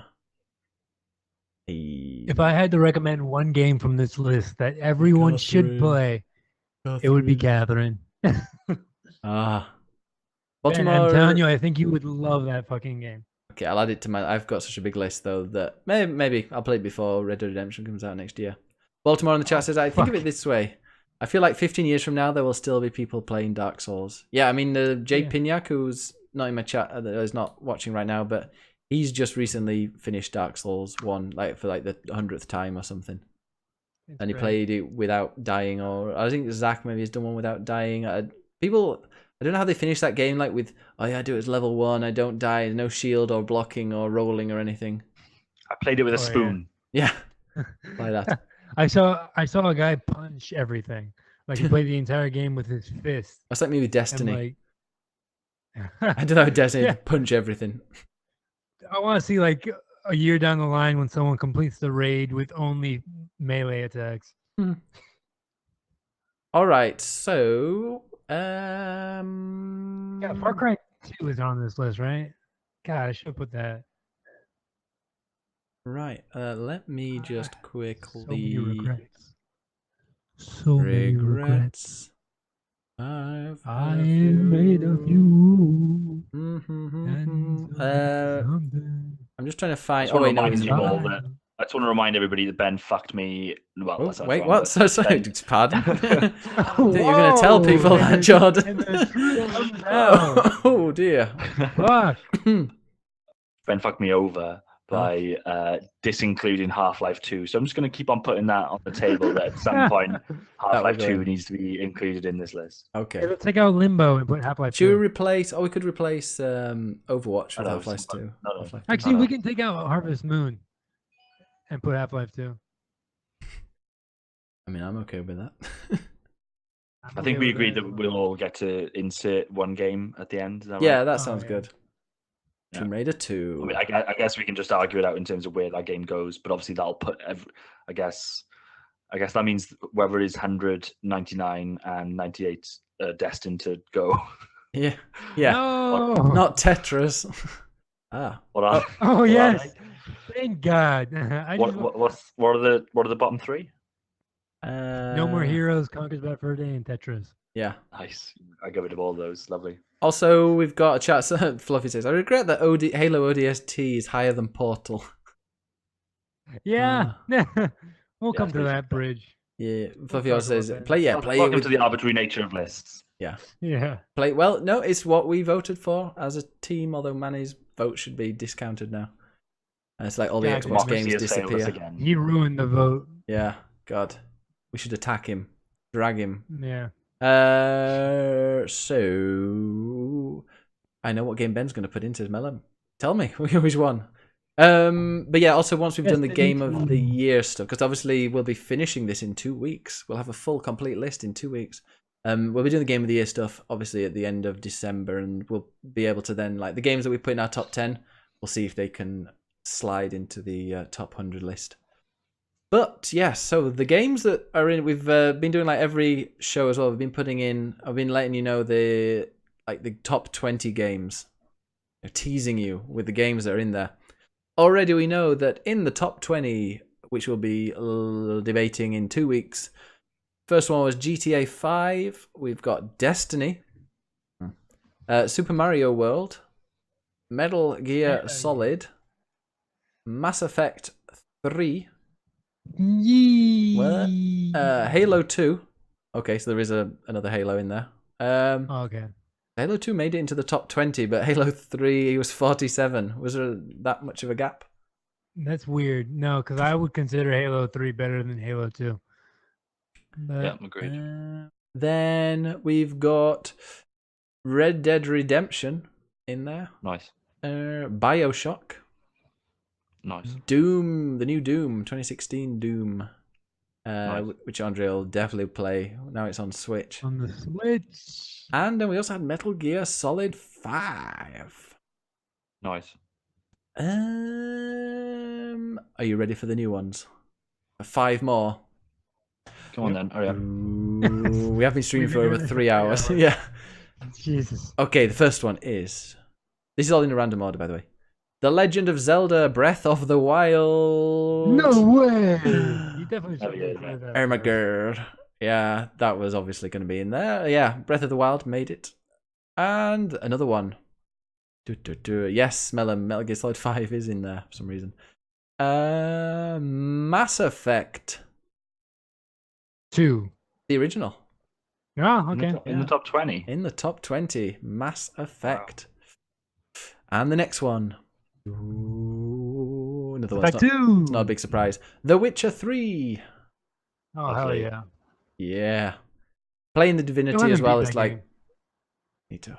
I'm like replaying it just really slowly, and just going through like doing all the side missions. Should I get with that redhead chick? No, because I told her I love her. No. And then like I stopped playing right after I told her I love her because I was like, but I no. Get with Yennefer. Yennefer's the best. Yeah, everyone tells me that, but I really like redheads. So.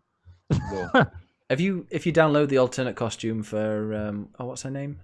The redhead one? It's terrible. Triss, yeah, it's terrible. Alright, are you ready for a shocker? Yeah. Destiny 2. Triss a shocker. Destiny 2 is in our top 20 games of all time. That's incredible, actually. Yeah. Well, it's in there. Destiny 2. The entire game isn't even out yet, which is yeah. Okay, yeah, Destiny 1 and 2 is in the top 20. The next expansion could be like Nazi propaganda, and we have it on our fucking top 20. Yeah. Okay. And the final one we'll announce is... Holy shit, tell me. Fallout 3. Right. There you go. That's my favorite. So we've got 5 more. Will your favorite be included? Find out next week. Exciting times. Probably not, but whatever. Any guesses of what might be in that one? Mass Effect 2. Maybe what did I put? Maybe Blitz 2004. Oh, 2004. Don't think it was. All right, but we'll find out next week. So yeah, Legend of Zelda: Breath of the Wild, Mass Effect, Witcher 3, Destiny 2, Final Fantasy 7 for sure, and Fallout 3. All right. Fluffy, has his Portal 2 on this list yet? GTA San Andreas. Which one's GTA San Andreas? 4? It came out after 3, but it's not 4. The last PS2 one. Oh. The hip hop one. Oh. I don't like hip hop.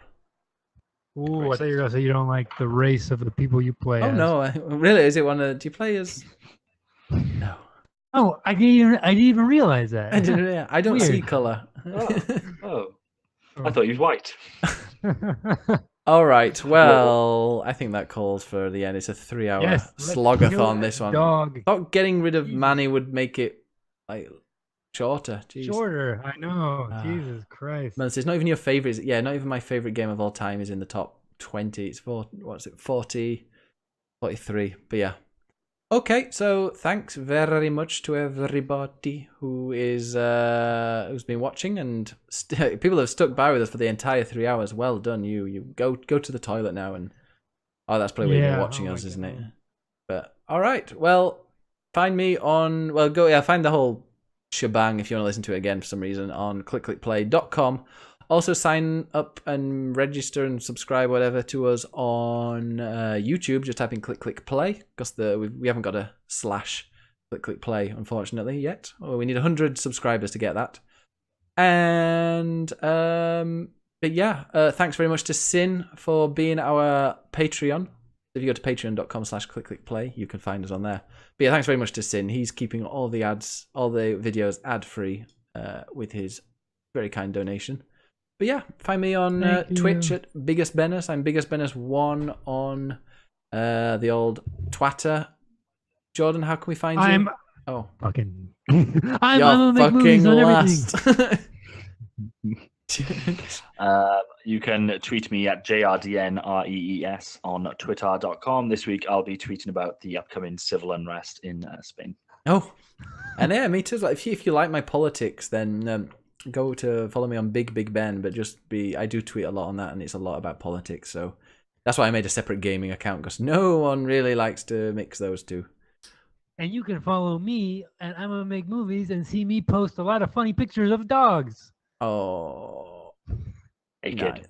Naked. Naked. Bestiality pictures, I mean. By the way, Zach, Ben, your dog's name. sleeping. Speaking of dogs, Zach, Sleeping Dogs and Deus Ex are not in the top 40 games of all time. Sleeping with dogs. I just re-downloaded Sleeping Dogs just because I wanted to play it again. Andre's a massive fan of Sleeping with Dogs. If you I know what love I Sleeping mean. I wake up with fleas every time. Ooh. Hey-oh! All right. Well, I think this has gone into the realms of like Metal Gear Solid absurdity now. So we're gonna. I'm so exhausted right now. All right. Well, we'll catch you all later. We'll see you next week, same time next week, and we might have another person helping us. See. We will. Hey guys. See y'all later. Bye. Bye. Bye. Oh wait, I need to put I need to put goodbye on there. Wait, there we go. No, that's all right. By the way, Game Informer gave Golf Story a 9. Ooh. Oh. I'm definitely gonna check it out. Who cares what Game Informer say? What does Edge give it? I don't give a fuck about Edge. I still listen to Game Informer and read their magazine. It's the only There's a magazine? Yeah, it's the only magazine I fucking will ever subscribe to. It's like the Edge. only printed word I'll read. Oh, Jordan didn't even wait for the credits to go. He just buggered off. Wow. God damn it. All right, guys. See you later. Bye. Bye. Jordan. I don't know. I cut him off from saying. I think he was going to say Jordan should be fired. Bye.